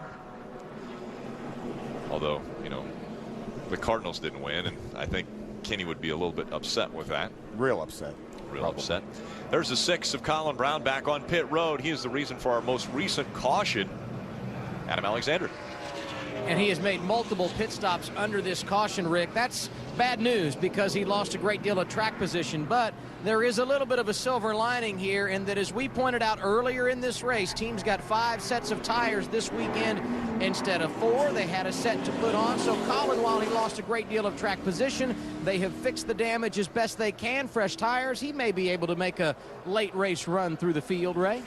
And Mike Skinner said the same thing. Adam, if we've got tires, let's use them. He came in and pitted on that sequence from lap 98 and 99, put on 4 tires, made a little track bar adjustment and put fuel in it. Skinner restarted in 15th and has moved his way back up inside the top 10. No, he's 11th now. So Skinner right on the edge of the top 10, and he feels like they've got a good enough truck and enough time now to work their way back to the front. How about Rick Crawford out in front, though, after some pit strategy, staying on the racetrack? He and Brian Scott still out front. Todd Bodine, the freshest tires or most fuel, just behind him. Look at the move by Brian Scott. Right after they cross the start-finish line, he ducks to the inside. Can he take away the lead from Crawford? Well, that's the best time to do it. You're most vulnerable right on the restart. Brian looks like he might have the advantage. Is he going to move up the hill? No, he leaves room for Crawford. Now he's got it. Brian Scott out front. Now he tries to block as Crawford comes back down on the low side of the racetrack, and he's going to take the position away, or at least make an attempt at it. Ooh, now Crawford gets a little bit loose. Same kind of situation. Look, he's going to lose 2 spots. They were 4 wide at 3 and 4. They're 3 wide coming out of turn 4. It's not going to work down in 1 and 2, Johnny. No, not especially with 4 wide here. So 4 wide going in here. Yeah, Crafton backs off. I mean, that was the smartest thing to do. Oh, up the track goes Hornaday. Hornaday up the track. Crafton trying to stay on the bottom of the track. He also moved up. Here comes Crawford fighting back. Todd Bodine running second now to that 33 of Ron Hornaday. Looks like old tires are just hard to get hooked up with for a couple of laps. And obviously, Ron Hornaday ended up at the best spot. I don't think Brian Scott expected a 14. He gave him that room on the outside.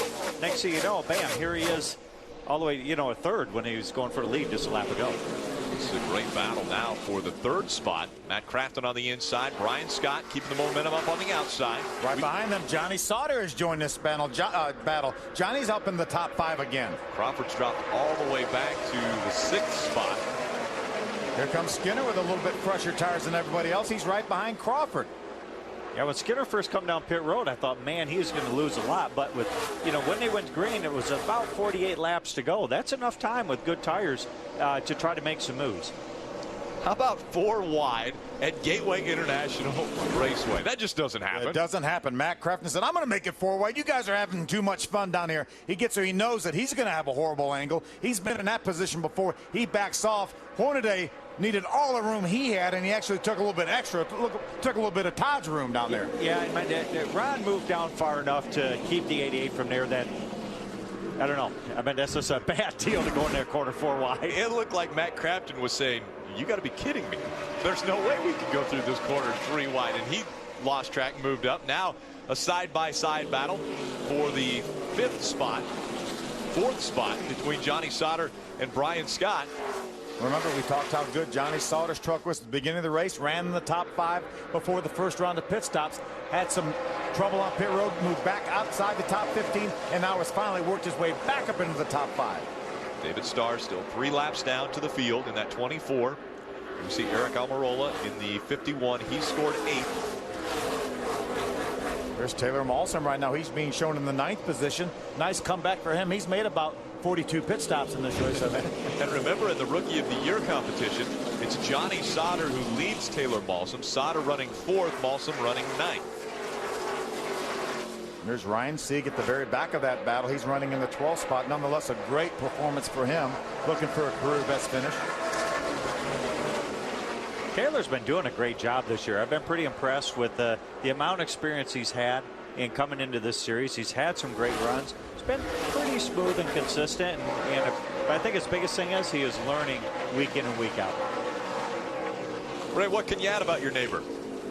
Just adding to exactly what Johnny's talking about, and it's all about getting experience. I had a long talk with Doug Woolcott before the race started today, and he said it's trying to get Taylor to have confidence when we go to these tracks that he's never seen before. And as you guys talked about how difficult this racetrack is, to come here for your first time and be competitive running in the top 10, they're excited about that. But just keeping Taylor's head in the game each and every week, because throughout these practices, you can be on the top 1 minute and at the bottom the next, and that's pretty much what happened to the 81 throughout this weekend. It has been impressive to see him mature as a driver, and obviously the mentoring that he receives is helping him out as he tries to progress through the ranks of NASCAR. Remember Mike Skinner, his teammate, so a lot of experience with Mike Skinner, our first champion back in 1995 in the Truck Series. So Taylor Malsom running in the 9th position. It's Ron Hornaday once again out in front. He's got about a second lead now over the 30 of Todd Bodine. Crafton has dropped back again to the 3rd spot. Johnny Sauter 4th, and Brian Scott is running in the top 5. Can Hornaday hold on and win his 7th race of the season? Well, it would tie his 1997 season for the most of his career in a season, and it would increase that points lead that he brought into Gateway International Raceway.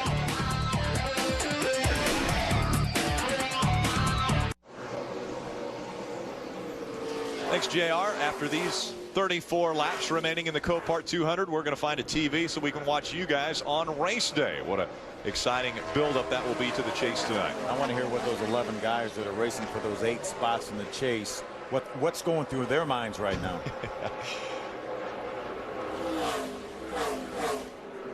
Well, there's a lot of people that are also in that race that don't want to cause problems for these guys up front. How'd you like to be in their shoes going into this race going, man, I don't want to be the guy that takes a guy out of the chase. I remember when Dick Beatty was a series director for the Winston Cup Series back then, and we'd go to, usually Riverside was our last race of the year, and they said, okay, we've got Darrell Waltrip and Richard Petty, or Darrell Waltrip and Dale Earnhardt, whoever racing for a championship.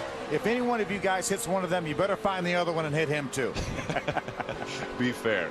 Well, fair hasn't been what we've seen here today from Ron Hornaday. He's been unfair to the field. He's been out front the most of anyone. He's led 87 laps. That means he will get 10 bonus points at the end of this race, 5 for leading a lap and 5 for leading the most laps. He's been pretty much unfair all year, I think.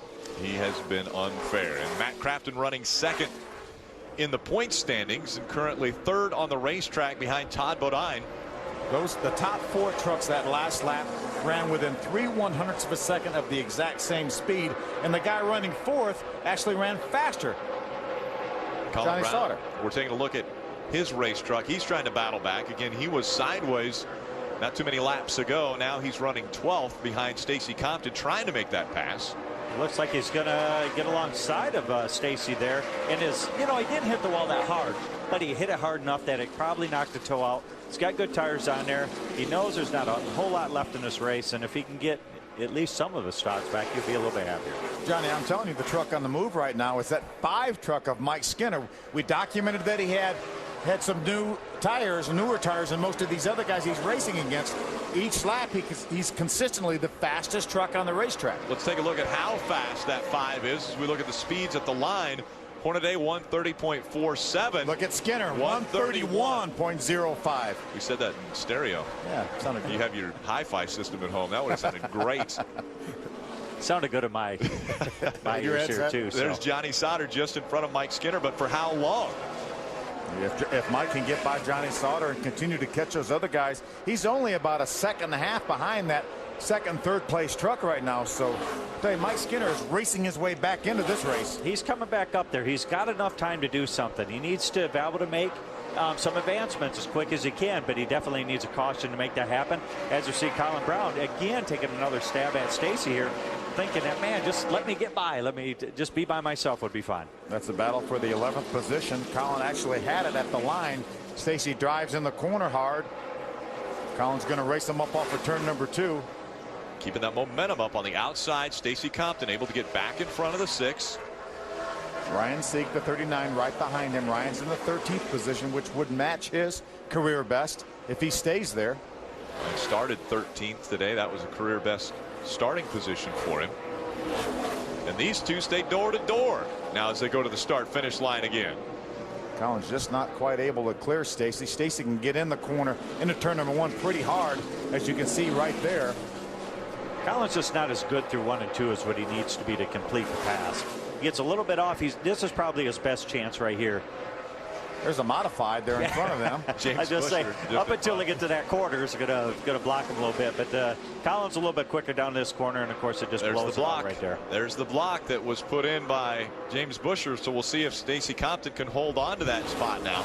It was 17/1000ths of a second that separated those two trucks when they went across the start finish line the last lap. Colin's not going to give up. He knows he's got a few more spots he can gain. We talked about earlier what a tremendous job those guys have done since Dover. They were 20th in points, came into this race 6th in points, not very far out of 4th really coming into this race.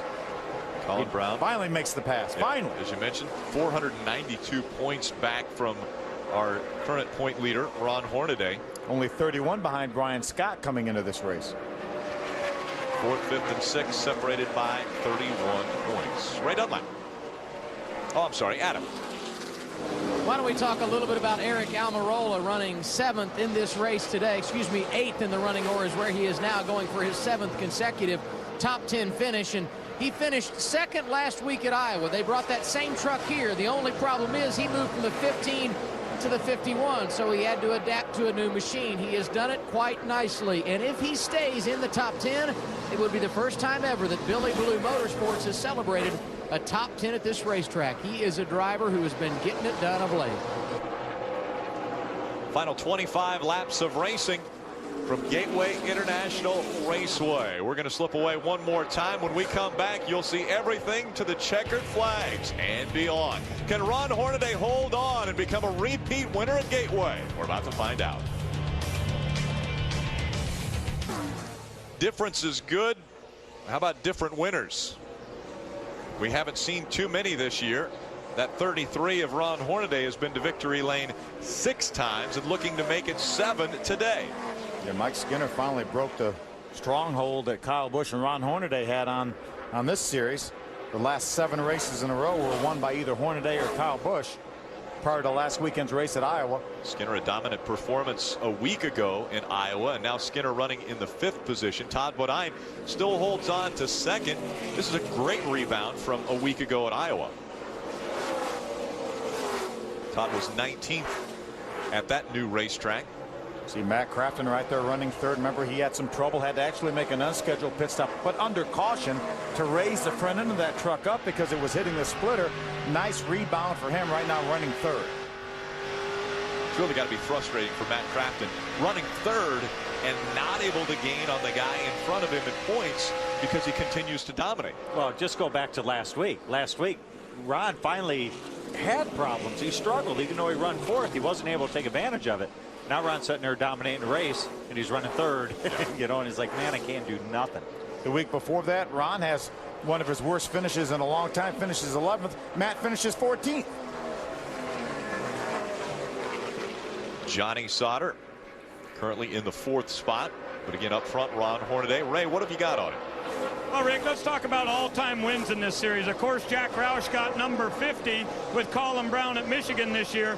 But what a role Kevin Harvick Incorporated is on with Hornaday and this season that they're having. If he holds on to get the win today, it'll be the 25th career win for Kevin Harvick Incorporated, and that will tie them with Dale Earnhardt Incorporated and Hendrick Motorsports. And they're planning on taking this exact same truck next week when we go to Loudon, New Hampshire. And as I told you at the top of the show, it already has 4 wins. Today would be 5 if they hold on, and they could be going for 3rd in the all-time list in wins for Kevin Harvick. That's a pretty impressive record for that young team. A very young team, Ray. I mean, it's impressive what they've been able to do, but they've put some great people behind the wheel. And it would be win number 46 for Ron Hornaday in the series. Almost as many as Jack Roush has to be the all-time victor. Yeah, and I mentioned behind the wheel, he has got some great people all around. We heard the name Rick Corelli earlier talking about being a spotter for Ron Hornaday. Well, Rick Corelli has won in this series. I mean, you've got some great people all around this team that continues to make it better. Rick Wren, all-time winning crew chief. Rick, you raced with him, Johnny. Had a lot of success. Yeah, Rick is, I mean, he's very, very positive of what he needs to do to these race trucks, especially going into the race. Ron had talked about some of the changes that he made during this weekend and says, you know what, let's go back to what we know, put it in there. Sure enough, it works very, very well. The most laps that Ron Hornaday has led at this racetrack was 113 laps. That was back in 2008. He's looking to increase and, well, shatter that number today as he's got 15 laps to go and he's already led 105 laps. So looking to potentially lead 120 laps. How about the rebound for the 6th of Colin Brown? I was just thinking the very same thing. Already back up to the 9th position with obviously a damaged truck right there. Colin and this team has done a terrific job getting that truck back on the racetrack, back in contention. And obviously, Johnny, you know, with the contact he had, more than likely he has some damage to that truck, but he's up on top of that wheel right now. He is. I mean, I think that, you know, his truck is decent. It was better earlier with the damage, but he is still driving that thing and doing the best job he can for, you know, Conway and everybody there and trying to get back up to where he felt that he should have finished anyways. Gets up into the top 10 now. And when we mention rebounds, I mean, you've obviously got to mention the 88 of Matt Crafton, who rebounded from his earlier problems. And Johnny Sauter as well. Remember, had a bad pit stop, dropped all the way back to 20th after running in the top 5. Matt Crafton right now runs in the 3rd spot, and Adam, he can't gain any ground on Hornaday. And one of the big issues as far as the championship is concerned is the bonus points that you pick up for leading a lap and leading the most laps. Entering today's race, Hornaday had compiled some 95 bonus points in 2009. That because he's led more than a fourth of the laps run this season. Matt Crafton had only 35 points, so there's a 60-point swing when you look at the overall picture of the championship. And it's happened again today. Hornaday has led the most laps. Crafton is yet to be out front for a circuit. You can add 10 more bonus points to Hornaday's pool. And when it comes down to the end of the season and we decide a champion, that is where one of the big differences is for Ron Hornaday, who's been so successful this year. And not to mention the additional points you get for winning the race as well. Oh, caution on the racetrack. We're hearing debris from NASCAR, and so that will tighten the field up. We can't say that it's over, obviously, until it's over. Hornaday has lost 15 times after leading more than 100 laps in a race. So we can't count out the rest of this field. Todd Bodine, Matt Crafton, Johnny Sauter, all very hungry right behind Hornaday. Just throw out the negative stats, why don't you? Unbelievable. The guy's won 46 times, 45 times, Johnny, and he's going to talk about how many times he's lost when he led over 100 laps. Well, those are some numbers that are, well, hopefully he doesn't want to increase, but those are other numbers that we don't talk about all the time. Russell had to give you those numbers. You wouldn't have thought of those negative numbers on your own. I would never think of negative numbers. And obviously before lap 10, with 10 to go, we're able to give an Aaron's Lucky Dog. So Mikey Kyle is going to receive this free pass from Aaron's Lucky Dog. From Michael and Ken Butler and all the folks at Aaron's? That's right. You know Michael would be happy. Michael, I'm sure, is ecstatic right now as he sees Mikey Kyle. He's watching too. Hi, Michael. Hello, Michael. We hope you're enjoying the race. We hope you're all enjoying the race from Gateway International Raceway. Again, we mentioned we're sticking with you here until the checkered flag. As we get close to inside of 10 laps to go, that will be a single file restart. And I'm sure Rick Wren has probably got the Tums nearby, doesn't he, Adam?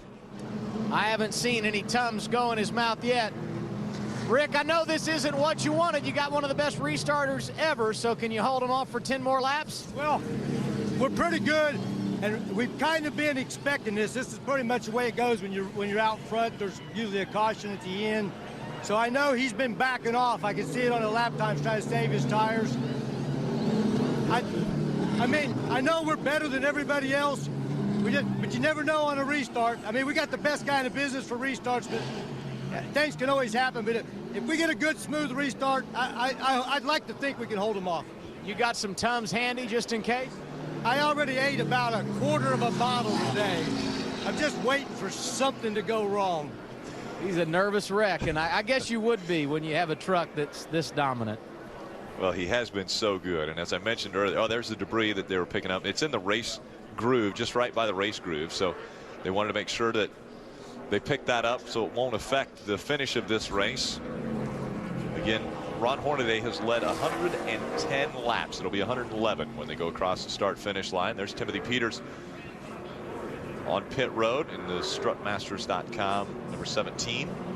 Timothy has some extra tires. You see sticker tires going on that Strutmasters truck. 1 to go here. He's going to get back to the racetrack certainly in plenty of time. See how many positions he may be able to gain right at the very end. He might have been close to being the last one on the lead lap, so this is a good call to come do this. If you were up a little further, obviously I don't know if that's the case, but if you're near, you know, almost the last one on the lead lap, it's worth coming down there and doing Even this. with 2 or 3 trucks behind you on the lead lap, it's worth coming down because, you know, on this restart, they may get jumbled up. You may get 5 or 6 trucks on the first corner of the restart. Hey, you want some positive stats? Absolutely. The leader has won this race with 10 laps to go in all of the 11 races before, except for that 2004 race when we had about 19 restarts. Well, that's a good positive That's stat. a positive stat. Ray Dunlap. Hey, real quickly, let me add on Timothy Peters. They made an adjustment on the last pit stop that had really killed him in turn 3. So Chad Kendrick, his crew chief, said, let's come in here, put these tires on. I'll make a little air pressure adjustment for you and try to help you get through there. He's been good in 1 and 2 all day long. They're hoping this makes him a little better in 3 and 4. Well, the fans have all just rose in the grandstand. So everyone on their feet. It will be the final 8 laps of racing from Gateway International Raceway. How important are the restarts? One of the best is bringing him to the green flag. Ron Hornaday, 8 laps to go. And he had at least 2 truck links when he got to the start-finish line. Oh, Todd gets turned. Todd slides to the inside. Will he slide back up in the groove? Yes, and more contact. Rick Crawford is involved. Colin Brown is involved. That was just a huge misfortune there. I mean, Todd looked like he saw the 33 come and tried to block him. And the 33 says, you know, I've had enough of that today. I'm sorry, the 88. And Matt just, you know what, he just said, I had enough. Look at the damage to that Ventrilo Toyota. And again, it looked like hit from the back. He slid, and if he wouldn't have slid back up in the racetrack, probably not much damage to that race truck, and he could have got back out there. But problems for that 30 team, Adam. And Todd Bodine just came on the radio, and the quote was, I knew he was going to do it. I knew he was going to do it. It's bad. We're not finishing. And that shot says he is exactly right. Tough break. What a difficult day again for this team. Take a look now, Johnny. As you mentioned, Todd did not get a very good start. Crafton's going to dive to the inside. Todd moves over to try to take that spot, and they just make contact there. Todd was hoping Crafton would give him a little bit more room. He didn't do it. Then when he comes back up the racetrack, Colin Brown, Rick Crawford trying to get by on the outside. They knew he was coming. They were trying to get by before he got there. Yes, that's all it was. I mean, Todd saw him coming. He got there, and then but he kept pressing the issue, kept trying to move down, and it just made for a bad deal. I mean, if Todd would have spun, went down there, had the grass not have been there, maybe wouldn't have come up in front of the track. So it did definitely get a bunch more trucks besides just him. Unfortunate for Todd Bodine, but the situation now is we have the 88 will be right on the back bumper of the 33 for the restart. And we know he wasn't happy with the 33 about something that happened earlier. We know he doesn't have any more motor. They have the exact same engine build. The Pro Motor builds the engines for both those trucks, as we watch. As a matter of fact, Johnny Sauter in third has the exact same engine as well. Yes, Mike Skinner made the move to the outside of that 13, trying to take the pass. Here's what Todd Bodine felt like and what it looked like when we were riding along with that 30. What a great restart. Look at Ron Hornaday. He already has 2 truck links. Now Todd sees the 88 coming. You know, he gets turned way before they ever get to the corner. It was way before, but he had him run down pretty low, too. I mean, it's an unfortunate thing that happened is all it is to it. There's Matt. Let's ride with him. He gets a good start. He's going to pull to the inside. You can see, obviously, Matt did not go up. No, and he got never out of went the up. gas, too. Yep. This is coming right at you. Well, that's a helpless feeling, though, when you're Todd and you get turned around like that. And there's nothing he could do to keep that truck from sliding back up on the racetrack. No, but once he's turned, you're just pretty much at the mercy of just sliding and going where it's going to go. So we're under red flag right now. It's going to give us a great finish to the end because there's only 7 laps to go. And if they would have continued running, we would have just had a green-white checkered. So this is going to make for a great race. They want to make sure to clean the racetrack. Involved in this one, Colin Brown. You see that one on the hook. That's a tower, by the way. Just want to make sure you knew that. Rick Crawford and Todd Bodine, the other 2 that were involved in this incident. So Todd Bodine on the restart, running second, trying to block the 88 of Matt Crafton coming to the inside. He goes around right back up the racetrack. The 14 and the 6 are caught up in it. Under red flag conditions from Gateway International Raceway. Race day built by the Home Depot is coming up next. Casey Kane, Greg Biffle, Matt Kenseth, all guests, as well as the real deal. Wendy Venturini sits down with Brian Vickers. Going to talk to everybody involved in that chase for the Sprint Cup. We should probably talk right now to the one involved in this one, and that's Todd Bodine. He's with Ray Dunlap. Well, he's going to take a look at the damage here on his race truck, and actually he's already done that and walking away. Wants to get over here and sit down in the shade, I think. See if I can get over here. Todd, it appeared that maybe you didn't get quite going as fast as you'd like to on the restart. Yeah, that's exactly right. It's hard to get going when you have Chevrolets on each end of you and you're lacking 20 horsepower from what they got. That's right where it shows up on restarts. And I tried to jump it a little bit, held back from Ron and jumped it, but Matt got a good restart. You know, I blocked him, no doubt about it. But how stupid do you have to be to turn somebody going in the corner with 8 laps to go? I mean, there's no cure for stupid. This kid has done this crap his whole career. He's done it to Hornet Day this year. He just did it to me. Hell, he wasn't even up far enough to turn me. And the only thing I can tell you, man, what goes around comes around. And that kid's going to get turned. I'm telling you straight out. I mean, that's absolutely ridiculous right there. And you see the final take here, Todd, as we're showing the replay there, and a pretty hard hit once you did get settled back up across the track. You okay? Yeah, I'm fine. I hate it for Colin and Rick. I mean, Colin had a good truck. You know, he just got back a little on the pit stops. But, you know, there's just no cure for stupid. And the kid's been that way his whole career, and he's going to continue. I mean, the kid's second in the points. What if he didn't clear me and turn me and he turned himself into the wall? Then he could be fourth in points. The kid doesn't think. Thank you for your time. That is Todd Bodine, and I'm telling you guys, this Venturillo Toyota Tundra is absolutely destroyed. I'll tell you, let's see if we can talk to Matt Crafton and then the 88 truck. Hey, Matt Crafton, Phil Parsons up in the speed booth. You have a copy? Yes, sir. I got you loud and clear. Hey, Matt, you just on the red flag now after that unfortunate incident down there with the 30 truck. Tell us what happened from your perspective.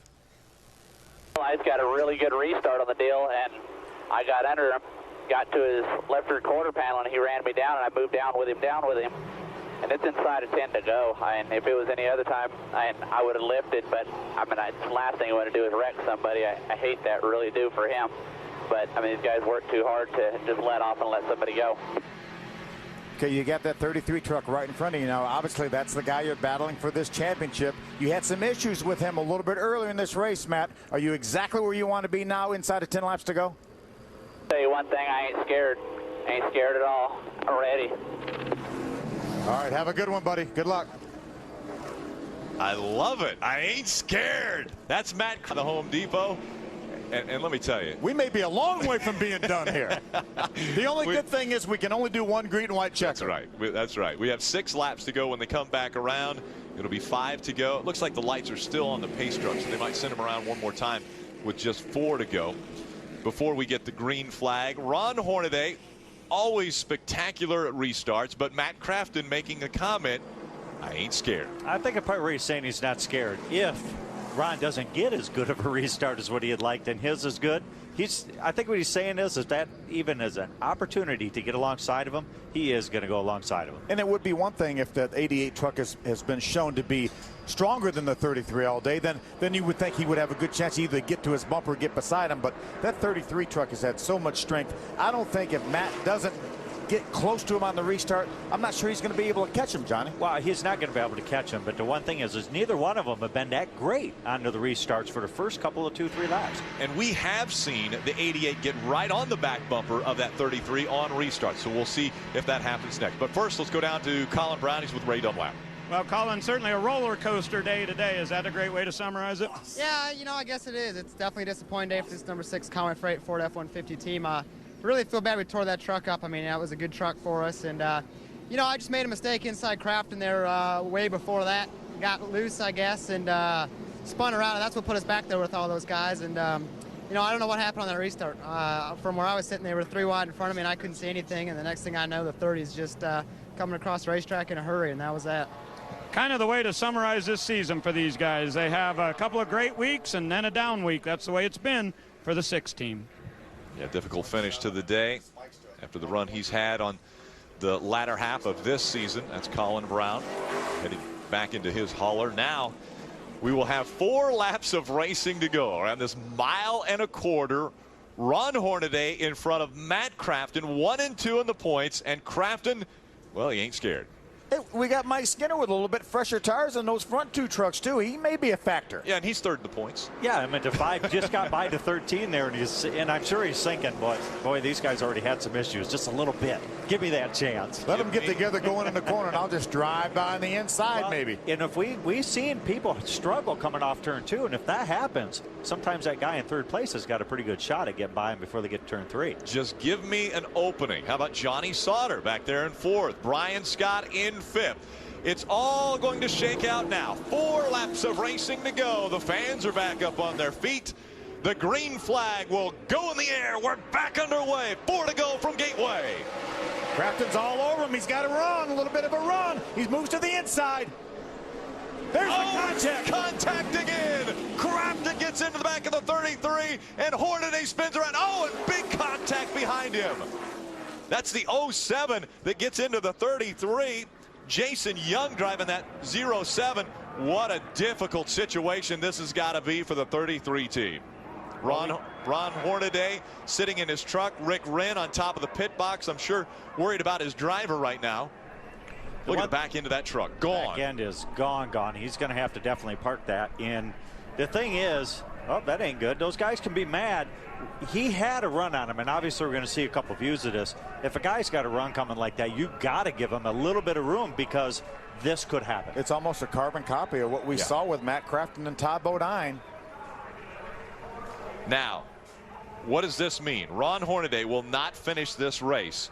More than likely, he will finish in the 16th to 17th position. David Starr has scored 3 laps down. We will only have 3 laps to go.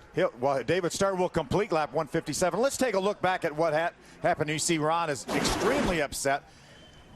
Matt Crafton got a good run. He moved to the inside. They got down to the corner. I tell you, that really looked a lot different on replay from what the other situation was with Todd and Matt Crafton. It was. This was a different situation. They were really all the way to the corner. Here's a better view. I mean, Ron's trying to block him. There's no doubt. But the 88, he's not quite there. But he went as low as he could. Yeah, Ron was almost down to the curbing on the inside of the racetrack. So it was a lot later. You see Jason Young come along with nowhere to go. And then Mikey Kyle makes contact with the 07. But really unfortunate. Here's another view right here. Watch. They're already down to the corner there. Matt just had his nose up beside the left rear quarter panel, not even to the rear tires. So it had a lot different look than what Todd and Matt's deal looked like. Yes, it did. I mean, he's got to run. I don't know if this was going to be a passable deal.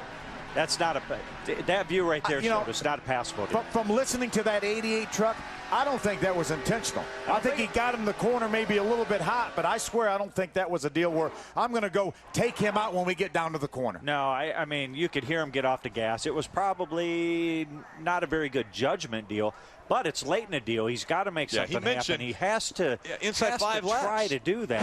And it just, maybe he thought, you know what, I'm there. Please give me a little bit of room.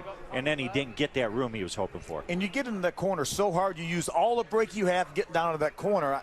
It could have been a misjudged situation. Obviously, Ron pulled down to try to block him. Matt had a good run on him, and they got to the corner, and they got in trouble at him. Bud Haefele, the crew chief for Matt Crafton, is one of the coolest, calmest characters you'll ever see. You see him sitting on the pit box right there.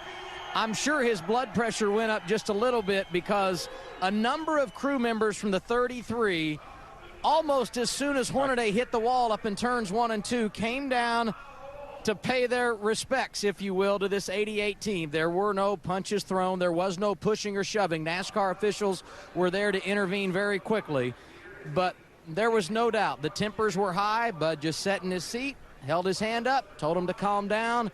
And you can see the frustration in the eyes of all of Ron Hornaday's crew members as they make that long walk to the garage, realizing with now just over 7 races to go in this season, the championship is on.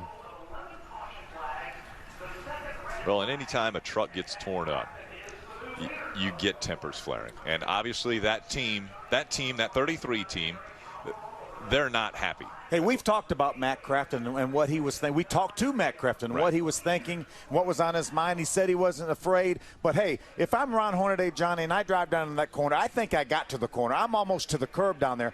I'm not expecting to get a shot in the left rear quarter panel. You're not, but Ron knew he was coming in there, So if you are in that thing and you see he's got a shot, you're thinking championship. You're thinking, you know what?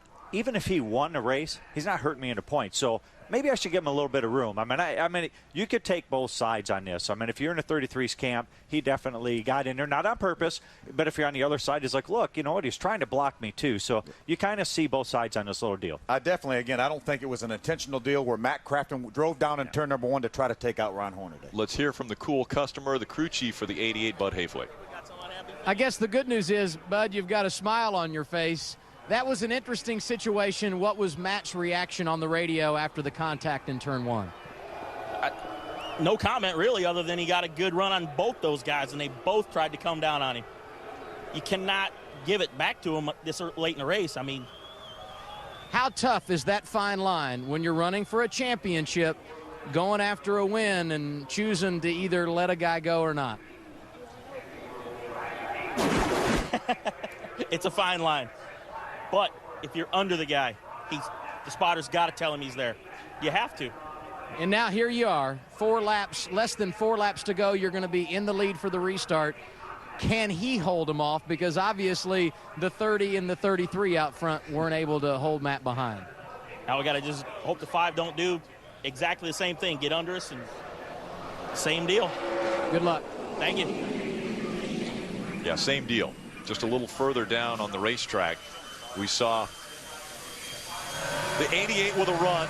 He gets down below. This is where Rick Corelli would say looking inside, wouldn't he? As the spotter for Ron. You're going to hear that, and I'm sure he did hear that. You have to make the choice. The spotter's going to give you the information. You got to deal with the best that you think you know how to deal with it. Did he hear him probably say inside? Absolutely. He already knew that because he was going to crowd down that way. At that point in time, he needs to make the decision of what am I going to do, and he kept it tight. Yeah. You know, Johnny's exactly right now. And Johnny mentioned the fact that Ron Hornaday is racing for this championship, has a huge lead.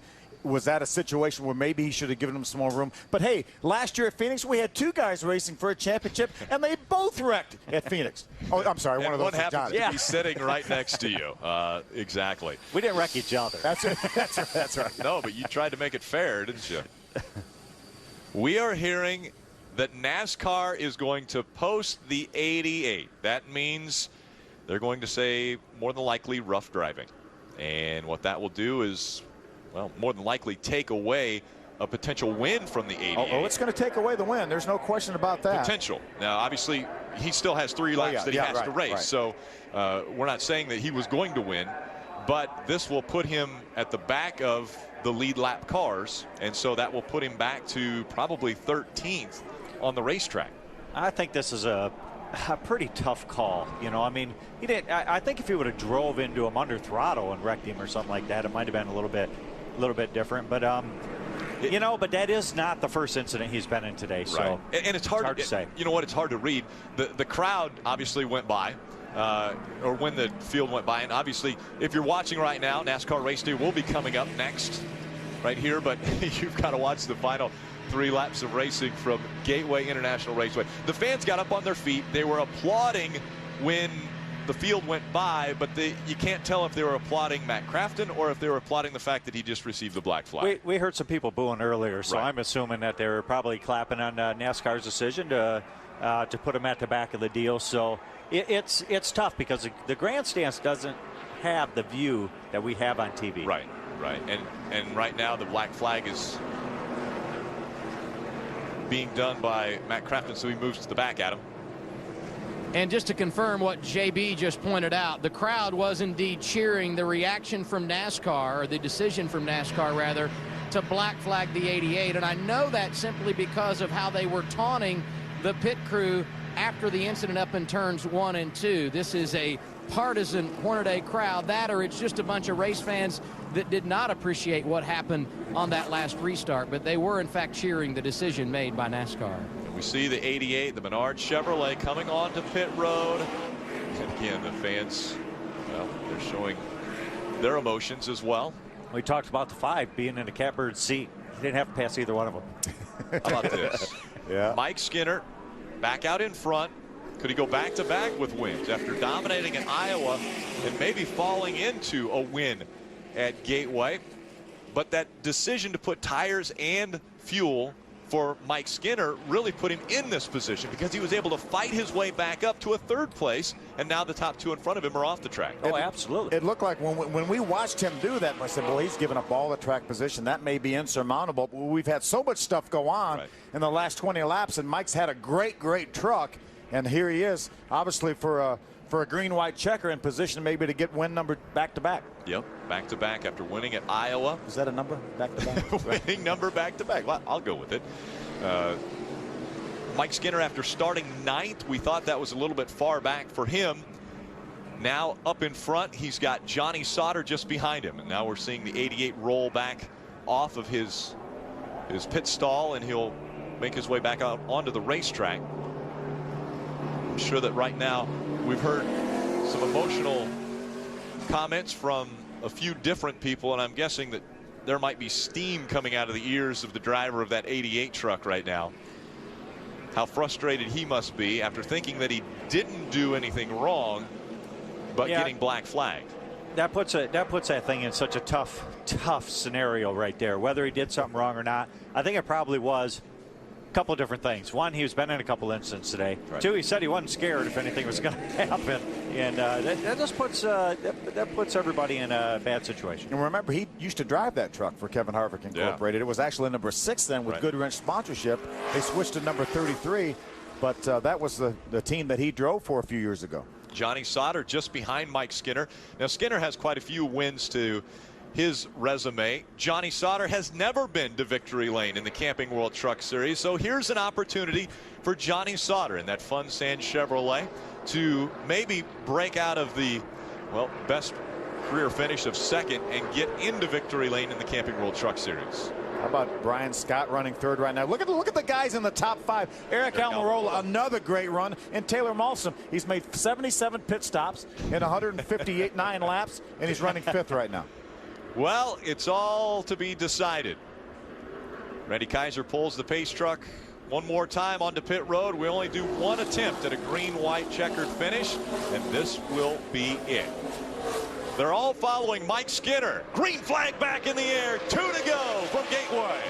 Look at Matt Crafton is passing trucks before he gets to the start-finish line. We've seen it before. Johnny Sauter looked to the inside of Skinner. This time, the leader doesn't go around. Skinner trying to hold him off as they come out of 2.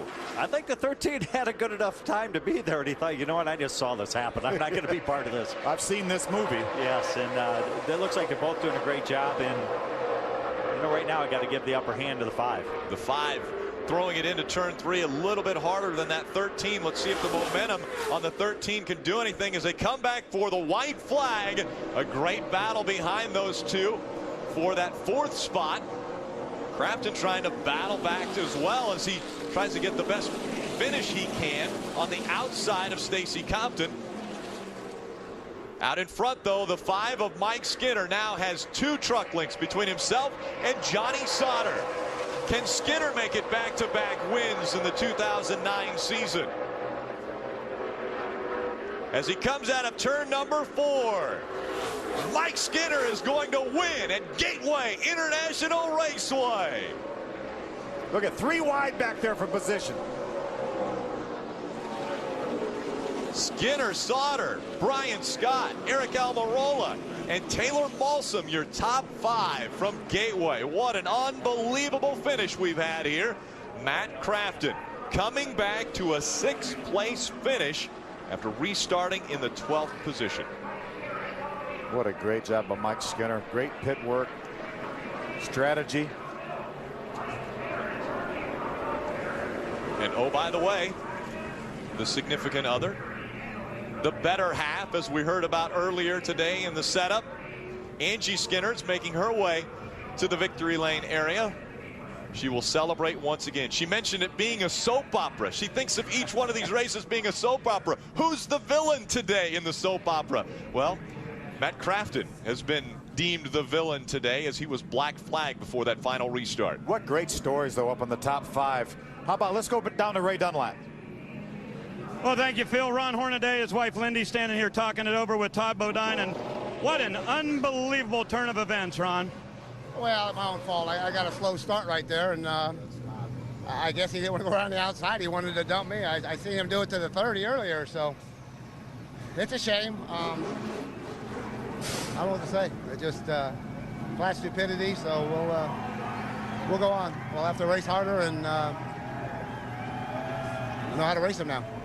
Well, you had an absolutely dominant truck today. That's got to give you some confidence going to our next race in Loudon.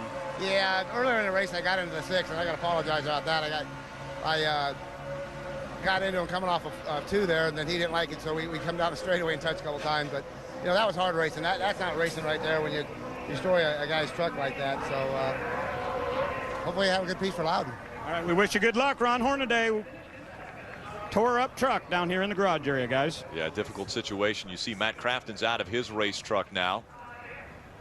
And you wouldn't think a marked man. I mean, getting out of that truck, I'm sure a lot of people are not happy with Matt Crafton, but a 6th place finish. When you look at the big picture, Matt Crafton has, well, whittled away a little bit on that lead that Ron Hornaday brought in. Yeah, no one is going to talk about that, though. Yeah. They're going to talk about what happened on the racetrack. Hornaday with a 192-point lead now over Matt Crafton. Skinner just 213 points back in 3rd. Still a great battle for that 4th spot. Brian Scott, Tom Bodine, and Colin Brown all fighting for that position. Again, the top 5 are on the stage when we go to the banquet at the end of the season. How about Johnny Sauter jumping into the top 10? Yeah, jumped up a couple spots with a great runner-up finish here. His matches his career best. Again, if you're hanging on for NASCAR Race Day, that's coming up next. We wanted to get to the checkered flag here in the Camping World Truck Series. We may have gone a little bit long, but it was definitely full of emotion and excitement. Skinner continuing to try to destroy those rear tires. And this number 5, I think he went all the way around the racetrack doing a burnout. He's going to miss victory lane time here in a short little bit. We've got to get to race day here in a minute here. We've got a bunch of chase competitors to talk to. We've got some great stories coming up with JR and the boys. Some visitors that are going to join them on the show.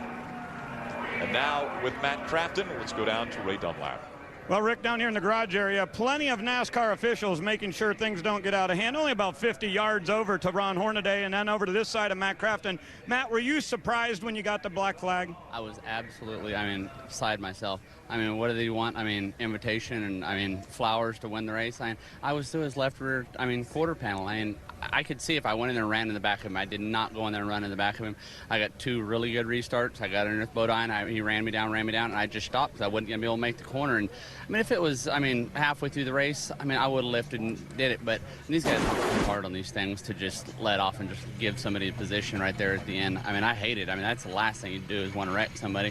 But, what do you do? Just let off and just let them guys have the spot? It's not going to happen. Tell me about the 30 incident. We just saw a replay. Here comes Matt. If you see here, he went. No, this is the deal, I guess, with Hornaday. Here you come down to the inside there and had the position. Without a doubt, I had the position. You've seen him turn left, and his truck hit my truck. I didn't go up and hit his truck, didn't run in the back of his truck to do that. Absolutely. He came down, and he hit the nose of my truck. You can see it clear as day right here. We got there. What more do you need in there? I had a nose in there. It's green, white check, and I'm not just going to let him have it. And Matt Crafton comes out of here with a 6th place finish, and now we need to get to victory lane with Adam Alexander. And for the 2nd consecutive week, Mike Skinner celebrating in victory lane. He dominated at Iowa. Today's performance, anything but he's right where he wanted to be when the checkered flag goes in the air. I think your quote on the radio after this race said it best. I don't believe it. Talk about today's race and being in victory lane for a 2nd consecutive week, Mike. I don't believe it. I'm usually on the short side of that call, and with the 13 there, and I was better than he was, and he was doing his job. He did a good job, and I guess we got by him there on the wreck, and then I have to applaud NASCAR. We got to sometime we got to stop being able to wreck the leader to win these races. Pretty soon you're just going to have the last 20 laps just going to be the next guy wrecking the next guy. So I chose not to wreck Ron twice this year when I had the opportunity, and I think today it came back and paid dividends. Last week your truck was unbelievable. Not as good this week. You come down pit road, just over 60 laps to go. Some new tires. Is that the difference in you being here right now? No, they're flat spotted when Colin wrecked down there, which I hate it for Colin, man.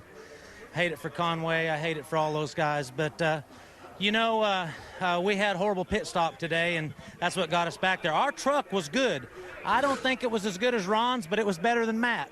It was probably as good as the 30. So, I felt like we had a 2nd place truck today anyway. And, I just can't thank PC Myler Navigator enough, and Exide Batteries, and Justin Boot, Easy Go Golf Carts, Randy Moss, Motorsports. Randy, we got him again, and David Dollar, Eric Phillips. Eric called a great race. We just struggled in the pits a little bit. We're going to work on that. We got great guys. We'll get it. Congratulations on 2 in a row. Thank you, Toyota Tundra. Here are the unofficial points as we have 7 races remaining. 197. Again, I say unofficial because we're hearing that NASCAR maybe taking a lap away from Matt Crafton. Well, it looked like on the restart that he jumped by some trucks before they got to the start-finish line. You're not supposed to do that, so they may do that. But if not, we said before the show he had to gain about 30 points a race. He gained about 30 this time, if it stays. From the arch, it was the gateway to the west. Next race on speed for the trucks, it's New Hampshire Motor Speedway, the hell of a good 200. That's Saturday, September 19th, 2:30.